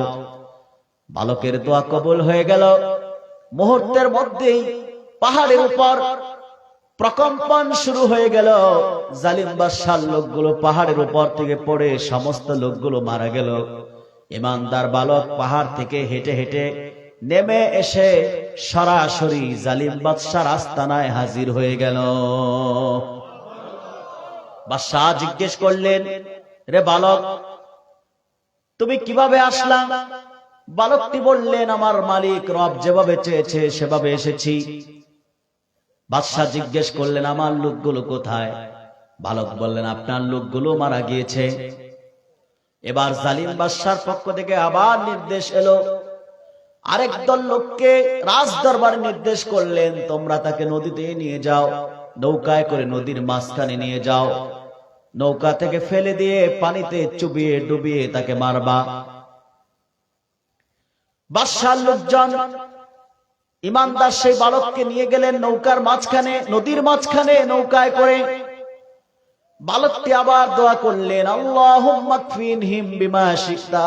হে মালিক আল্লাহ, জালিম বাদশার লোকদের হাত থেকে তুমি আমাকে রক্ষা করো, বাঁচাও যেভাবে তুমি চাও। দেখা গেল মুহূর্তের মধ্যেই নদীতে ঝড় তুফান শুরু হয়ে গেল, নৌকা ডুবে গেল। জালিম বাদশার লোকগুলো নৌকা ডুবে মারা গেল। ঈমানদার সেই বালক আবার হেঁটে হেঁটে রাজ দরবারে চলে আসলো। রাখে আল্লাহ যারে, মারিতে কে পারে। নৌকা ছিদ্র হয়ে গেছে। কি হয়ে গেছে? ডুবে গেছে। সব নৌকা ভেসে থাকে না, অপরাধীদের নৌকা ডুবে যায়, ঠিক কিনা? সেজন্য সব নৌকাকে নূহ নবীর নৌকা মনে করা যাবে না। নূহ নবীর নৌকা বলাও কিছু অপদার্থ, জালিম, ফাসেক, আলেম রূপী বেঈমান কয়েক মাস আগে বলেছিল এই নৌকা হলো নূহ নবীর নৌকা। নূহ নবীর নৌকার পরাজয় হয় নাকি? কথা বলেন। নূহ নবীর নৌকা দৈর্ঘ্য প্রস্থ কতটুকু তাই তো জানে না, ইতিহাসই তো পড়ে নাই। ধর্ম নিরপেক্ষতার মোহে পড়ে ভারতের দালালি করতে যে ঈমান, আমল, নামাজ, রোজা, ইসলামী ইতিহাস, ঐতিহ্য সবকিছুই ভুলে গিয়েছিল লোকটি। যার জন্য কুফরি মতবাদে বিশ্বাসী নৌকাকে তুলনা করেছিল নূহ নবীর নৌকার সাথে। সম্মানিত ভাইয়েরা, জালেমের নৌকা ডুবে গেল। জালেমের নৌকা, আমি এই জালেমের নৌকার কথা বলি নাই, জালেমের নৌকা ডুবে গেল।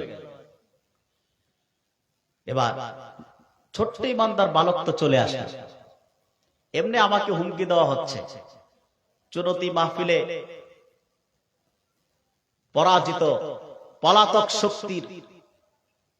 পলাতক শক্তি যখন ভারতে যে এদেশের মানুষকে হুমকি দিতে লাগলো, বাংলাদেশের কাছাকাছি তিনি আছেন, চট করে ঢুকে পড়বে।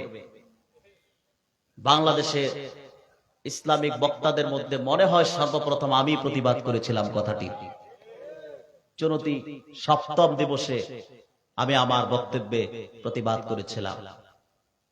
সেই বক্তব্যটি প্রায় 3 মিলিয়ন মানুষ, 1 ঘন্টা 5 মিনিটের বক্তব্য 3 মিলিয়ন মানুষ দেখেছে, শুধু আমার আইডি থেকে। এই বক্তব্য মানুষের কাছে পৌঁছার পর পরাজিত শক্তির দোসররা বাংলাদেশি নাম্বার থেকে নয়, বিদেশি নাম্বার থেকে আমাকে থ্রেট করে, ফোন করে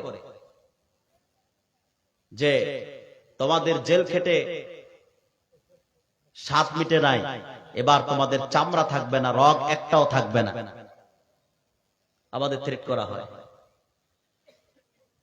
তখন আমি স্পষ্ট বলেছি, ভাই তোমাদের তো জয় বাংলা হয়ে গেছে, এখন তোমাদের দাওয়াত দিলাম বাংলাদেশে, ঠিক কিনা? ওইটা পিনাকি স্যারের ভাষায় বললাম আর কি। সম্মানিত সুধী, তো বলছিলাম বালকটি চলে আসলেন রাজদরবারে। বাদশা বললেন, কেমনে এসছো? বলল, রব যেভাবে চেয়েছে সেভাবে এসেছে, আল্লাহু আকবার বলে। এবার বালক রাজাকে বললেন, বাদশাকে বললেন, বাদশা আপনি তো আমাকে পাহাড়ে পাঠালেন, নদীতে পাঠালেন, সফল তো হলেন না, চেষ্টায় ব্যর্থ হলেন। মনে রাখবেন, আপনি যতই চেষ্টা করেন আপনি আপনার চেষ্টায় সফল হতে পারবেন না যতক্ষণ না আপনি আমার পরামর্শ গ্রহণ না করবেন। আপনি যদি আপনার চেষ্টায় সফল হতে হয়, আমাকে যদি মারতেই হয়, তবে আমার পরামর্শ আপনাকে গ্রহণ করতে হবে। জালিম বাদশা বললেন, বালক তোমার একটা পরামর্শ না 10টা গ্রহণ করব, তারপরও তোমাকে মারা দরকার আমার। বলো কি পরামর্শ তোমার? এবার বালকটি আরেকটা শর্ত দিলেন। কি দিলেন? বললেন, বাদশা পরামর্শটা তো দিব, তবে দেওয়ার আগে শর্ত আছে একটা। বাদশা বললেন, কি শর্ত তোমার? বালকটি বললেন, ও বাদশা, আপনার এলাকার সমস্ত মানুষকে একটি ময়দানে জমায়েত করুন, একত্রিত করুন। সমস্ত জনতা যখন একটি মাঠে জমায়েত হবে, মানুষের সমাগম যখন হয়ে যাবে, সবাইকে সাক্ষী রেখে সবার চোখের সামনে আমি আপনাকে পরামর্শটা দিতে চাই। বাদশা নির্দেশ করে দিলেন রাজদরবারে, এলাকায় ঘোষণা করো, সমস্ত মানুষ যেন চলে আসে, একটি ময়দানে জমায়েত হয়। রাজার নির্দেশে এলাকার সমস্ত লোক একটি ময়দানে জমায়েত হয়ে গেল। এবার সমস্ত লোক যখন আসলো, সবার চোখের সামনে ইমানদার ছোট্ট বালক বাদশার হাতে একটি তীর তুলে দিলেন। কি তীর? আর বললেন, বাদশা এই নিন তীর আপনার হাতে, এই তীর হাতে নিয়ে আপনি আমার শিখানো ভাষায় চেষ্টা করুন, অবশ্যই আপনি সফল হয়ে যাবেন। বাদশা বললেন, কি পড়ব? বালকটি বললেন, আপনি তীর নিক্ষেপ করার আগে পড়ুন, বিসমিল্লাহি রাব্বিল গোলাম, বিসমিল্লাহি রাব্বিল গোলাম। বালকের মালিক আল্লাহ তাআলার নামে এই কথা বলে আপনি চেষ্টা করুন, তীর ছুড়ুন, অবশ্যই আপনি আপনার চেষ্টায় সফল হবেন, আমাকে মারতে সক্ষম হবেন। এবার জালিম বাদশা ইমানদার বালককে গাছের সঙ্গে বেঁধে নিলেন। বালকের শিখানো ভাষা বিসমিল্লাহি রাব্বিল গোলাম বলে তীর দিয়ে চেষ্টা করলেন, সঙ্গে সঙ্গে বালকটি তীরবিদ্ধ হয়ে গেল। সারা দেহটা রক্তে রঞ্জিত হয়ে গেল, শহীদ হয়ে গেল ইমানদার বালক। হাজার হাজার জনতা অবাক চিত্তে তাকিয়ে আছেন। যেই ইমানদার বালককে পাহাড়ের উপত্যকায় নিলেন, বাদশার লোকজন তাকে মারতে পারলেন না। বাদশার লোকগুলো মারা গেল, বালকটি জীবিত ফিরে এলো। নদীতে নিলেন তাকে, সেখানে জালিম বাদশার লোকগুলো মারা গেল, ইমানদার বালকটি ফিরে এলো। কিন্তু আজকে ইমানদার বালকের শিখানো ভাষা প্রয়োগ করে যখন বাদশা চেষ্টা করলেন, সে মারা গেল। তাহলে বোঝা যায় আমরা যাকে রব বলে বিশ্বাস করি তিনি তো আসলেই আসল রব না, আসল মালিক না। বোঝা যায় বালকের মালিক, বালকের রব হলেন আসল রব, আসল মালিক। হাজার হাজার জনতা সমস্বরে বলে উঠলেন, আমান্না বিরব্বি হাদাল গুলাম। আমরা সকলে বালকের মালিক আল্লাহ তাআলার উপর ঈমান আনলাম। আওয়াজ করে কোন আল্লাহু আকবার। সবাই বললেন আমরা সবাই বালকের মালিক আল্লাহ তাআলার উপর ঈমান আনলাম। এবার বাদশার গদি কি আর টিকে? মারলেন কয়জনকে? জোরে বলে।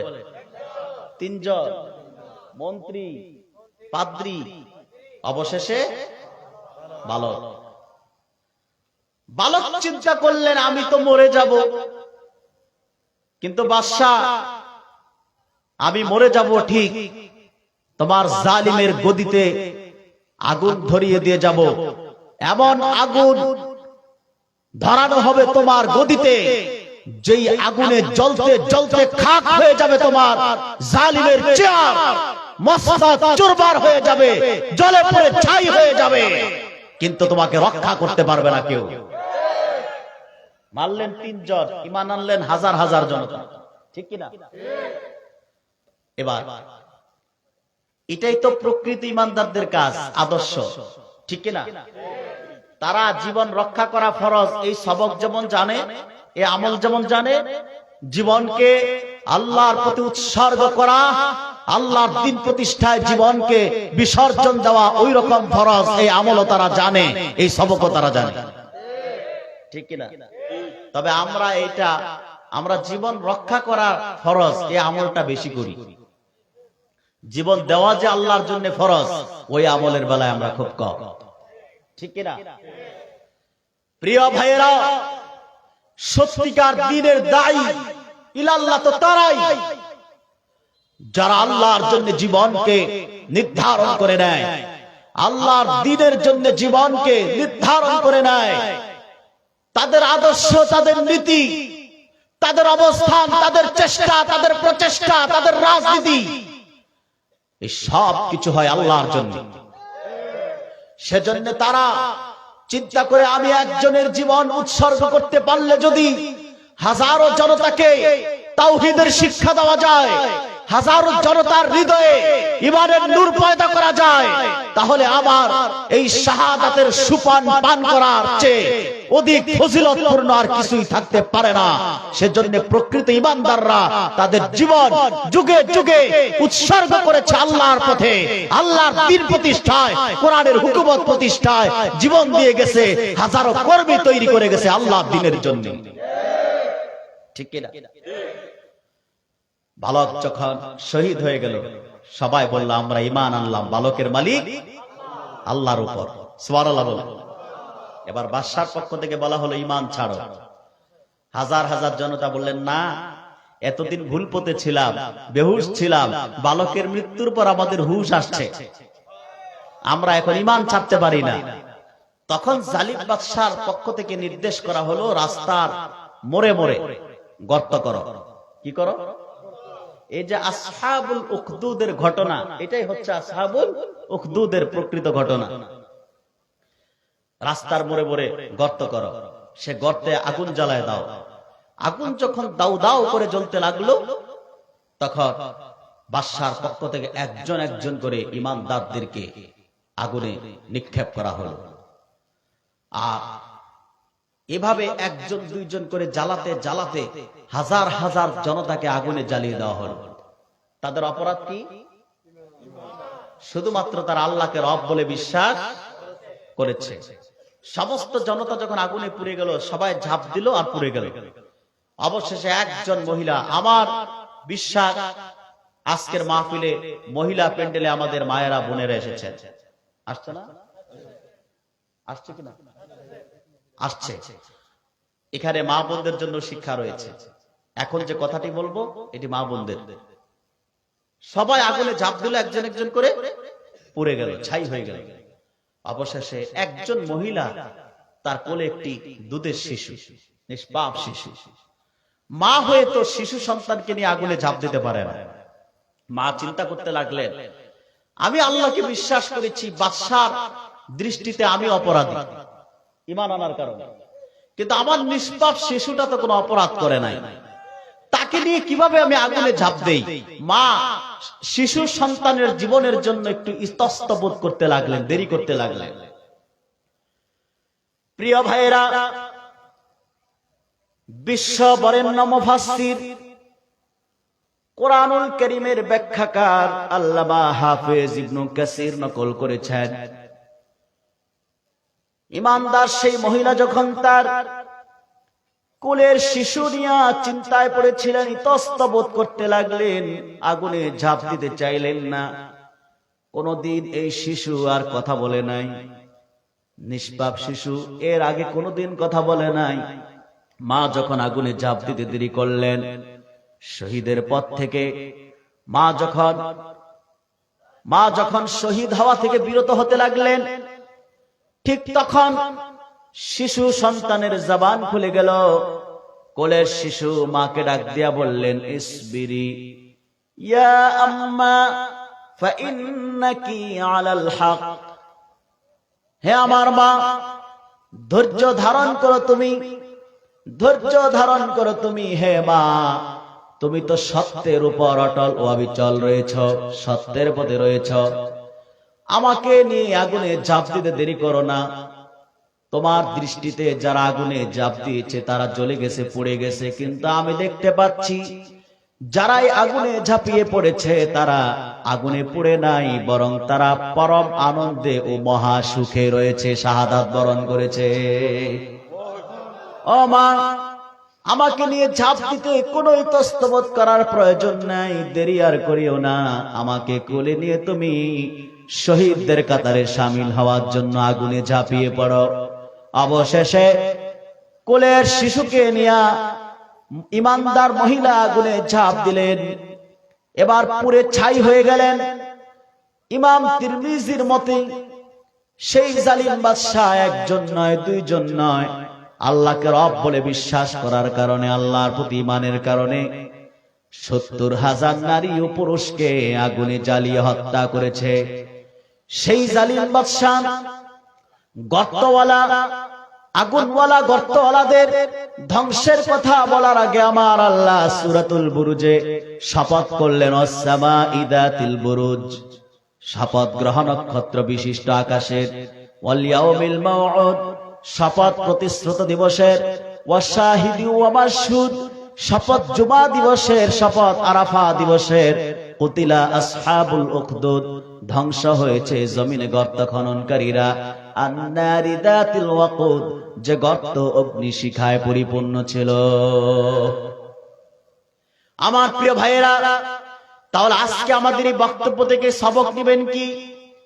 আপনি যখন আল্লাহকে রব বলে বিশ্বাস করবেন, জেল যদি অপেক্ষা করে আপনার জন্য, রিমান্ড যদি অপেক্ষা করে আপনার জন্য, অবশ্যই আপনি রিমান্ডকে মেনে নেবেন, গ্রহণ করে নেবেন, জেলকে গ্রহণ করে নেবেন, কারাবরণ করবেন, কিন্তু 1 সেকেন্ডের জন্য জালিম এবং ফাসিকদের সাথে কোনো আপোষ করা চলবে না। ঠিক কিনা? আল্লাহর পথে অটল অবিচল থাকতে, যে ঈমানের উপর অটল অবিচল থাকতে, যে রক্তের নাজরানা যুগে যুগে মানুষ পেশ করেছে, ঈমানদারগণ জীবন দিয়েছে, ফাঁসিতে ঝুলেছে, ফাঁসির রশিতে ঝুলেছে। জীবন রক্ষা করা ফরজ, এটিও জানতো, জানার পরেও জীবনকে আল্লাহর প্রতি উৎসর্গ করে ফরজ আদায় করে গেছেন। আপনি যদি ইতিহাস পড়েন, হযরত খুবাইব রাদিয়াল্লাহু তাআলা আনহুকে হাজার হাজার মানুষের সামনে জনসম্মুখে হত্যা করা হয়েছিল। হযরত খুবাইব কাফেরদের জন্য বদদুয়া করেছিলেন, আল্লাহুম্মা আহসিহিম আদাদা ওয়াকতুলহুম বাদাদান ওয়ালা তুবকি মিনহুম আহাদা। হে আল্লাহ, এদেরকে এক এক করে গুনে রাখো, এক এক করে হত্যা করো, একজনকেও তুমি ছাড় দিও না। এভাবে খুবাইব বদদুয়া করেছেন কাফেরদের জন্য। ঠিক খুবাইবকে নির্যাতন করা হয়েছিল, বেলালকে নির্যাতন করা হয়েছিল রবের স্লোগানে অটল অবিচল থাকার কারণে। যুগে যুগে যারা ইসলামের পক্ষে কথা বলেছে, বিশাল পাহাড়ের মতো পাহাড় আর বিশাল ঝড় তুফানের মতো আক্রমণ অত্যাচার তাদের উপর ঝাঁপিয়ে পড়া হলো, তারা বরদাস্ত করেছে, অত্যাচারকে দাঁত দিয়ে কামড় দিয়ে সহ্য করেছে, এক মুহূর্তের জন্য ঈমান থেকে পিছিয়ে যায় নাই। আপনি যদি স্পেনের ইতিহাস পড়েন, স্পেনের ইতিহাস মুসলমানদের জাগরণ সৃষ্টি হয়। 300 বছর শাসন করেছিল কুফরি শক্তি স্পেনকে। তারেক বিন জিয়াদের নেতৃত্বে শুধুমাত্র 12,000 সৈন্য সেই কাফের মুশরিক কুফরি শক্তির বিরুদ্ধে জিহাদ করেছিলেন। লাখো সৈন্যের বিরুদ্ধে 12,000 সৈন্য যুদ্ধ করেছেন। আল্লাহ রাব্বুল আলামিন 12,000 মুসলিম মুজাহিদদের রক্তের নজরানা কবুল করেছেন। স্পেনে আল্লাহর দ্বীনের আলো জ্বালিয়ে দিয়েছে, ঠিক কিনা? আপনি দেখেন, আপনি যদি ঈমানের উপর অটল অবিচল থেকে রক্তের নজরানার মাধ্যমে দেশে দিন ইসলাম প্রতিষ্ঠা করতে চান, কোরআনের হুকুমত চান, তাহলে আপনাকে বর্তমান বিশ্বের মডেল হিসেবে দেখতে হবে আফগানিস্তানকে। কোন রাষ্ট্রকে? আফগানিস্তান। আফগানিস্তানে একদিন নয়, 2 দিন নয়, 1 বছর 2 বছর নয়, 19 বছর পৃথিবীর সবচেয়ে বড় পরাশক্তি আমেরিকা হামলা করেছে। আফগানি মুসলমানদের পুরুষদেরকে স্ত্রীর সামনে অত্যাচার করে শহীদ করা হয়েছে। স্বামীর সামনে তার স্ত্রীকে ধর্ষণ করে আমেরিকার সৈন্যরা হত্যা করেছে, শহীদ করেছে। মায়ের সামনে তার কলিজার টুকরা শিশু সন্তানটাকে বোমা মেরে জীবনটা শেষ করে দেওয়া হয়েছে। কিন্তু আফগানের নারী পুরুষ জীবন শুধু দিয়েই গেছে, রক্তের নজরানা দিয়ে গেছে, এক মুহূর্তের জন্য আমেরিকার সাথে আপোষে যান নাই। আফগানি দ্বীনের মুজাহিদদের একটাই ইস্তেকামাত ছিল, অটল অবিচলতা ছিল যে যতদিন যত জীবন যাক, যত জীবন ঝরুক, আমেরিকার সৈন্যদের হাতে যত জীবন প্রয়োজন আমরা তত জীবন দিব, যত রক্তের প্রয়োজন তত রক্ত দেব। যতদিন আফগানিস্তানে আল্লাহ দিন বিজয়ী না হবে ততদিন কাফের মুশরিক আমেরিকার সৈন্যদের সাথে কোনো আপোষ চলবে না। তিনি মুজাহিদ ভাই ও বোনেরা তাদের বাড়ি ঘর ছেড়েছে, রক্তের নজরানা পেশ করেছে, কিন্তু জিহাদকে চালিয়ে গেছেন। তালেবান এক মুহূর্তের জন্য আমেরিকার সৈন্যদের কাছে মাথা নত করে নাই। আল্লাহর প্রতি ভরসা রেখে কোরআন সুন্নাহর ফর্মুলা নিয়ে জিহাদ করে গেছে।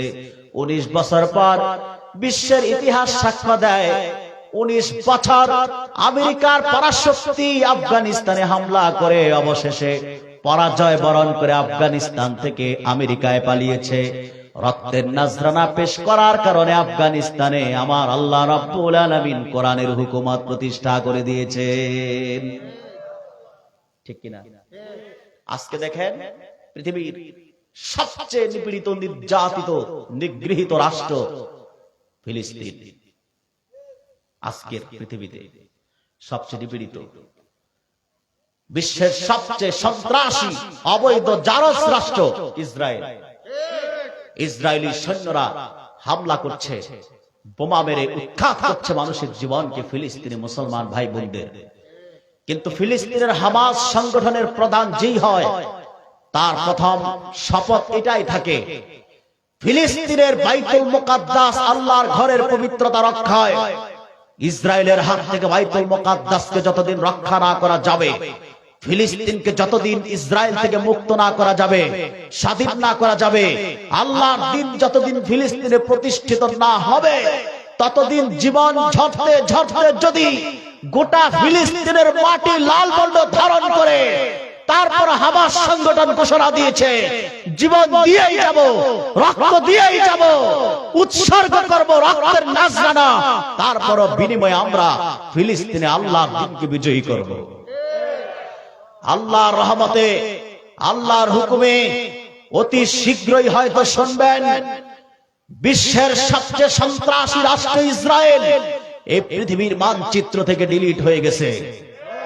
এবং খুব দ্রুতই শুনবেন নিগৃহীত, নিপীড়িত, নির্যাতিত ফিলিস্তিনে আল্লাহর কালেমার পতাকা উড্ডীন হয়ে গেছে। তারই ধারাবাহিকতায় আজকে আমাদেরকে পার্শ্ববর্তী দেশ ভারতের মালাউনরা হুমকি দেয় বাংলাদেশকে অবরোধ করবে। আমেরিকার কাছে দরখাস্ত করে বাংলাদেশে এক ইসকন নেতাকে গ্রেফতার করার কারণে শান্তিরক্ষী বাহিনী পাঠাতে, আমার দেশকে গৃহযুদ্ধের দিকে নিতে চায় ইসকন, উগ্রপন্থী ইসকন। ইসকনের একজন নেতাকে গ্রেফতার করেছে, তাতেই ইসকন কত উগ্র এবং হিন্দুত্ববাদী এই সংগঠন বাংলাদেশে যে হাঙ্গামা সৃষ্টি করতে চায়, দাঙ্গা সৃষ্টি করতে চায়, তার তো প্রমাণ হয়ে গেছে। চট্টগ্রাম হলো 12 আউলিয়ার পবিত্র শহর চট্টগ্রাম। ইসলামের পক্ষের শক্তির, ইসলামী আন্দোলনের কর্মীদের উর্বর জমিন হলো চট্টগ্রাম। সেই চট্টগ্রামে আদালত চত্বরে ইসকনের সদস্যরা আমার মুজাহিদ আইনজীবী সাইফুল ইসলাম আনিফ ভাইকে নির্মমভাবে জবাই করে হত্যা করেছে। অন্তর্বর্তী সরকারের কাছে দাবি করছি, ইসকনের সকল সদস্যদেরকে গ্রেফতার করুন। এই হত্যায় যারা জড়িত তাদের গ্রেফতার করে ফাঁসির রশিদে ঝুলান। যদি তা না করা হয়, বাংলাদেশের ইসকনের সকল কার্যক্রম মুসলমান নিজ হাতে নিষিদ্ধ করার জন্য তৈরি হয়ে যাবে এবং ইসকনের সদস্য যেখানেই পাওয়া যাবে সেখানেই শায়েস্তা করা হবে। ঠিক কিনা বলেন? আমার দেশকে আজকে হুমকি দিচ্ছে ভারত। ভারত আজকে মানবতার পক্ষে কথা বলে, মানবতার কথা বলে ওরা। যারা মুসলমানদের যুবতী মেয়েদেরকে আসামে, ত্রিপুরায় হিন্দু যুবকরা ধর্ষণ করে হত্যা করে বাবরি মসজিদকে শহীদ করেছে, অসংখ্য মুসলমানদের হত্যা করে গরুর গোশত খাওয়ার কারণে গ্রেফতার করে, ওই সব মোদী সরকারের পক্ষে মানবতার কথা শোভা পায় না। ঠিক কিনা বলে? তাদেরকে আমরা স্পষ্ট জানাই দিতে চাই, বলতে পারি, মোদী সরকারের, বিজেপি সরকারের কোন নেতা বা কর্মীর উস্কানিতে যদি বাংলাদেশে দাঙ্গা সৃষ্টি হয়, এর দায় ভার মোদী সরকারকে নিতে হবে। আর মুসলমান, মোদী সরকার এটা মনে করবেন না বাংলাদেশকে আসাম আর ত্রিপুরার মতো মনে করবেন না। এটা বাংলাদেশ, এটা শাহজালালের পুণ্যভূমি বাংলাদেশ, শাহপরানের বাংলাদেশ, 360 আউলিয়ার বাংলাদেশ। এটা হচ্ছে কোরআনের সেই কর্মীদের বাংলাদেশ যারা কোরআনকে বুকে ধারণ করে ইসলামের পক্ষে, ইসলামের মৌলিক দাবি আদায়ে কাপড়ের কাপড় মাথায় পরে জীবনকে উৎসর্গ করে। ওই কর্মীদের বাংলাদেশ হলো বাংলাদেশ। ঠিক কিনা বলে? অতএব এই বাংলাদেশ নিয়ে ষড়যন্ত্র করলে মোদী সরকারের অস্তিত্ব টিকবে না। মোদীর স্ত্রীর যেভাবে পরাজয় হয়েছে, মোদীর পরাজয় সামনে অপেক্ষা করতেছে। ঠিক কিনা বলেন? এবং আশা করি আপনারা অতি সত্বর শুনবেন, হতে পারে আগামী 1 বছরের ভিতরেই কুখ্যাত কাফের মালাউনের বাচ্চা মোদীর পরাজয় হয়েছে। আল্লাহ কবুল করুন। সম্মানিত সুধী, তাহলে আমরা আমাদের বক্তব্য থেকে আজকে কি জানলাম, কি শিখলাম? আমরা আল্লাহর জন্য যদি জীবন উৎসর্গ করতে হয়, করব। রাজি আছেন? বিদায় বেলা আমি এখন আপনাদের আর একটা শপথ নিতে চাই। আশা করি আপনারা ডান হাত উপরে তুলে শপথ করবেন। আর সেই শপথ হলো, স্বাধীনতার পর থেকে আপনারা 50 বছর সমাজতন্ত্র, গণতন্ত্র, ধর্মনিরপেক্ষতা তাদেরকে সুযোগ দিয়েছেন, দিচ্ছেন না? শান্তি পাইছেন দেশে? দুর্নীতিমুক্ত দেশ হয়েছে? বিচার ব্যবস্থা নিরপেক্ষ হয়েছে? হয় নাই। আজ যদি শপথ গ্রহণ করতে পারেন, 50 বছর আমরা সমাজতন্ত্র আর ধর্মনিরপেক্ষতার পূজারীদের দেখেছি, তাবেদারদের দেখেছি। বাংলাদেশ দুর্নীতি মুক্ত করা সম্ভব হয় নাই। একটি সুষ্ঠু সুন্দর পরিবেশ এবং একটি সমৃদ্ধ বাংলাদেশ গঠন করা সম্ভব হয় নাই।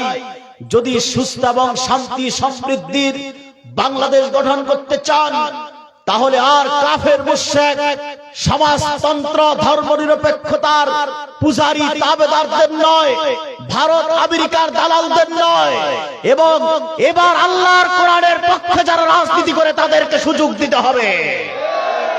কোরআনের সংবিধান প্রণয়ন করার জন্য ইসলামপন্থীদেরকে ক্ষমতায় যেতে হবে। যারা ক্ষমতায় যাবে তারা মুসলিমদের অধিকার প্রতিষ্ঠা করবে, দেশ ও সমাজকে দুর্নীতি মুক্ত করবে, দেশের উন্নয়ন হবে, বিচার ব্যবস্থা নিরপেক্ষ হবে। আল্লাহ তাআলা কোরআনের হুকুমত প্রতিষ্ঠা করার জন্য আমাদেরকে কাঁধে কাঁধ মিলিয়ে সীসা ঢালা প্রাচীরের মতো ঐক্যবদ্ধ হওয়ার তৌফিক দান করুন। এবং স্বাধীনতার পর থেকে 50 বছর যাবৎ এদেশের মুসলমান বাংলাদেশে দাবি করে আসতেছে কাদিয়ানী সম্প্রদায়কে রাষ্ট্রীয়ভাবে কাফের ঘোষণা করতে। কোন সরকার করে নাই, করছে? যারা এই সরকারে গেছে তারা শুধু আমাদেরকে ধোঁকাই দিয়ে গেছে, আমাদের দাবি আদায় করে নাই। আমরা স্পষ্ট দাবি করছি, বাংলাদেশে মুসলমানদের মৌলিক দাবি, প্রাণের দাবি, কাদিয়ানী সম্প্রদায়কে রাষ্ট্রীয়ভাবে কাফের ঘোষণা করতেই হবে, করতেই হবে, করতেই হবে। এই দাবি আদায় করার জন্য সকল মাসলাকের মুসলমানদেরকে কাঁধে কাঁধ মিলিয়ে ঐক্যবদ্ধ হয়ে খাতমে নবুয়তের আন্দোলনে ঝাঁপিয়ে পড়তে হবে। কাদিয়ানীদেরকে উৎখাত করার জন্য। কাদিয়ানীদের অপতৎপরতা আপনাদের পার্বত্য চট্টগ্রামে সবচেয়ে বেশি চলে। খ্রিস্টান মিশনারির অপতৎপরতা আপনাদের পার্বত্য চট্টগ্রামে সবচেয়ে বেশি চলে। তাদের সকল অপতৎপরতা প্রতিরোধ করতে হবে এবং কাদিয়ানীদেরকে অমুসলিম ঘোষণার জন্য যদি জানমাল খরচ করতে হয়, রক্তের নাজরানা পেশ করতে হয়, বাংলার মাটিতে রাসূলুল্লাহর ভালোবাসা নিয়ে কারা কারা সেই রক্তের নাজরানা পেশ করতে প্রস্তুত রয়েছেন? দুই হাত তুলে আমার আল্লাহ তাআলাকে দেখান।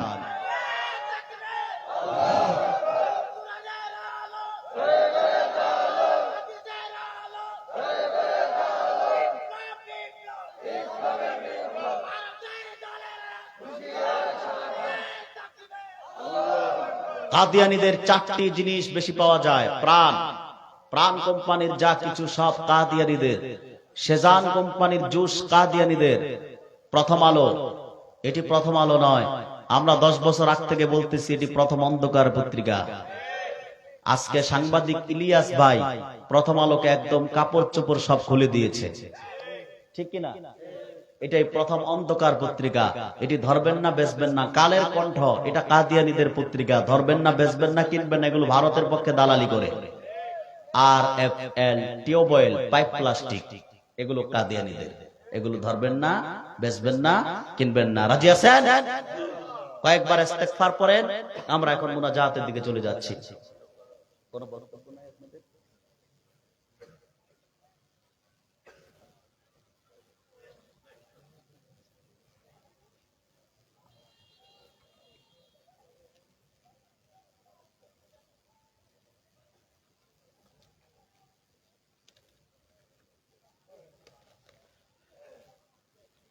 ইসলামী আদর্শ যুব সংস্থার উদ্যোগে 24তম তাফসীরুল কুরআন মাহফিল ছিল আজকের মাহফিলটি।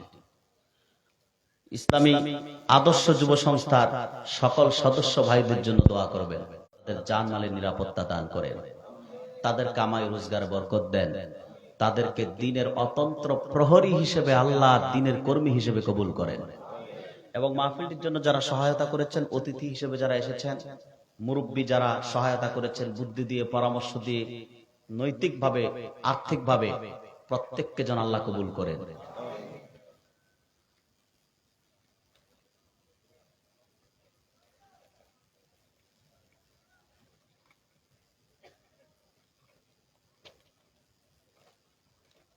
প্রচুর মা বোনেরা এসেছেন, মা বোনদের জন্য দোয়া করবেন, আল্লাহ তাআলা যেন তাদের দুঃখ কষ্ট দূর করে দেন।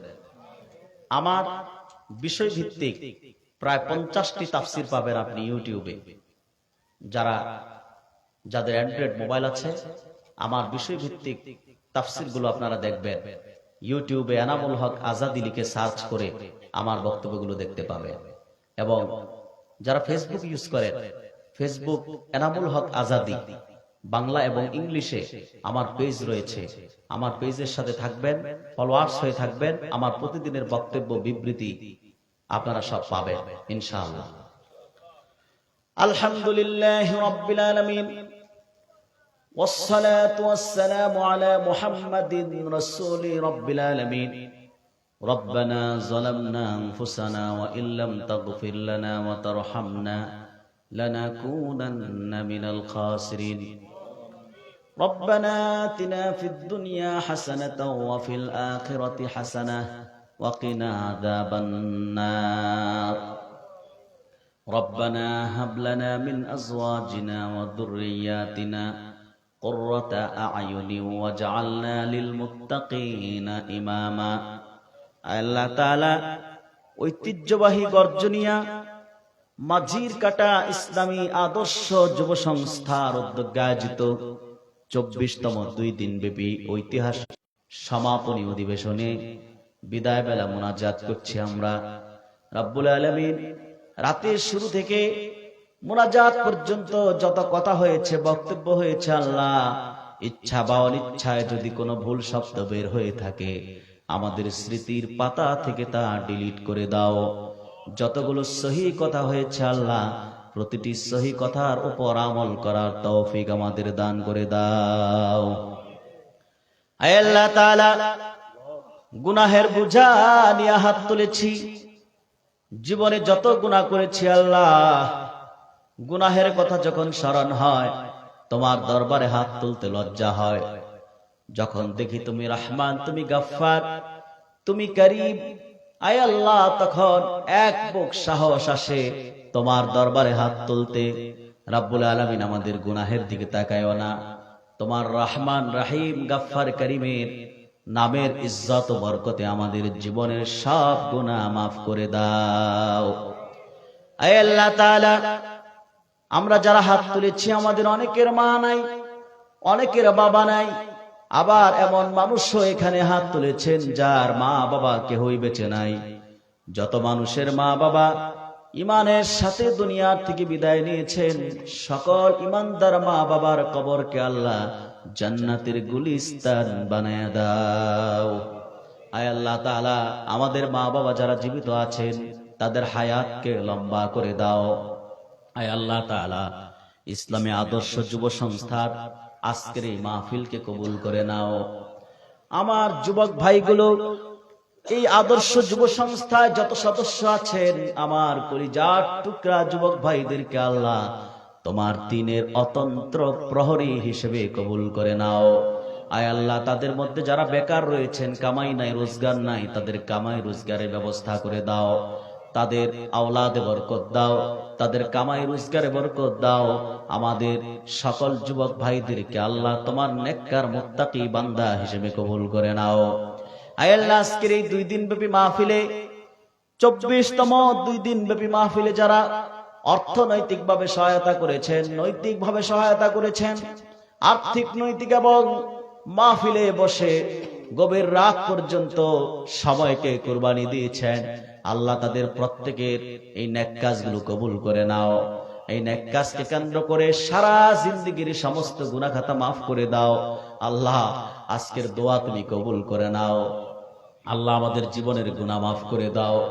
যদি আজকে কোনো কারণে এই দোয়া কবুল না হয়, রব্বুল আলামিন, তোমার বান্দা বান্দীদেরকে আমি আমার বক্তব্যের শুরুতে প্রলোভন দেখিয়েছিলাম, আমরা যখন চলে যাব, বিদায় নেব, মুনাজাত করে যাব, মুনাজাতে দোয়া কবুল হয়ে যাবে, আমরা নিষ্পাপ হয়ে যাব। যদি কোনো ভুলের কারণে আজকে দোয়া কবুল না হয়, দোয়া মঞ্জুর না হয়, তোমার বান্দা বান্দীরা কাল কিয়ামতের কঠিন ময়দানে আমার কণ্ঠ চেপে ধরার চেষ্টা করবে। লাখো কোটি মানুষের সামনে তুমি তো রহমান, তুমি গফফার, তুমি তো পারো না তোমার কোন ইমানদার বান্দাকে কোটি জনতার সামনে লজ্জা দিতে।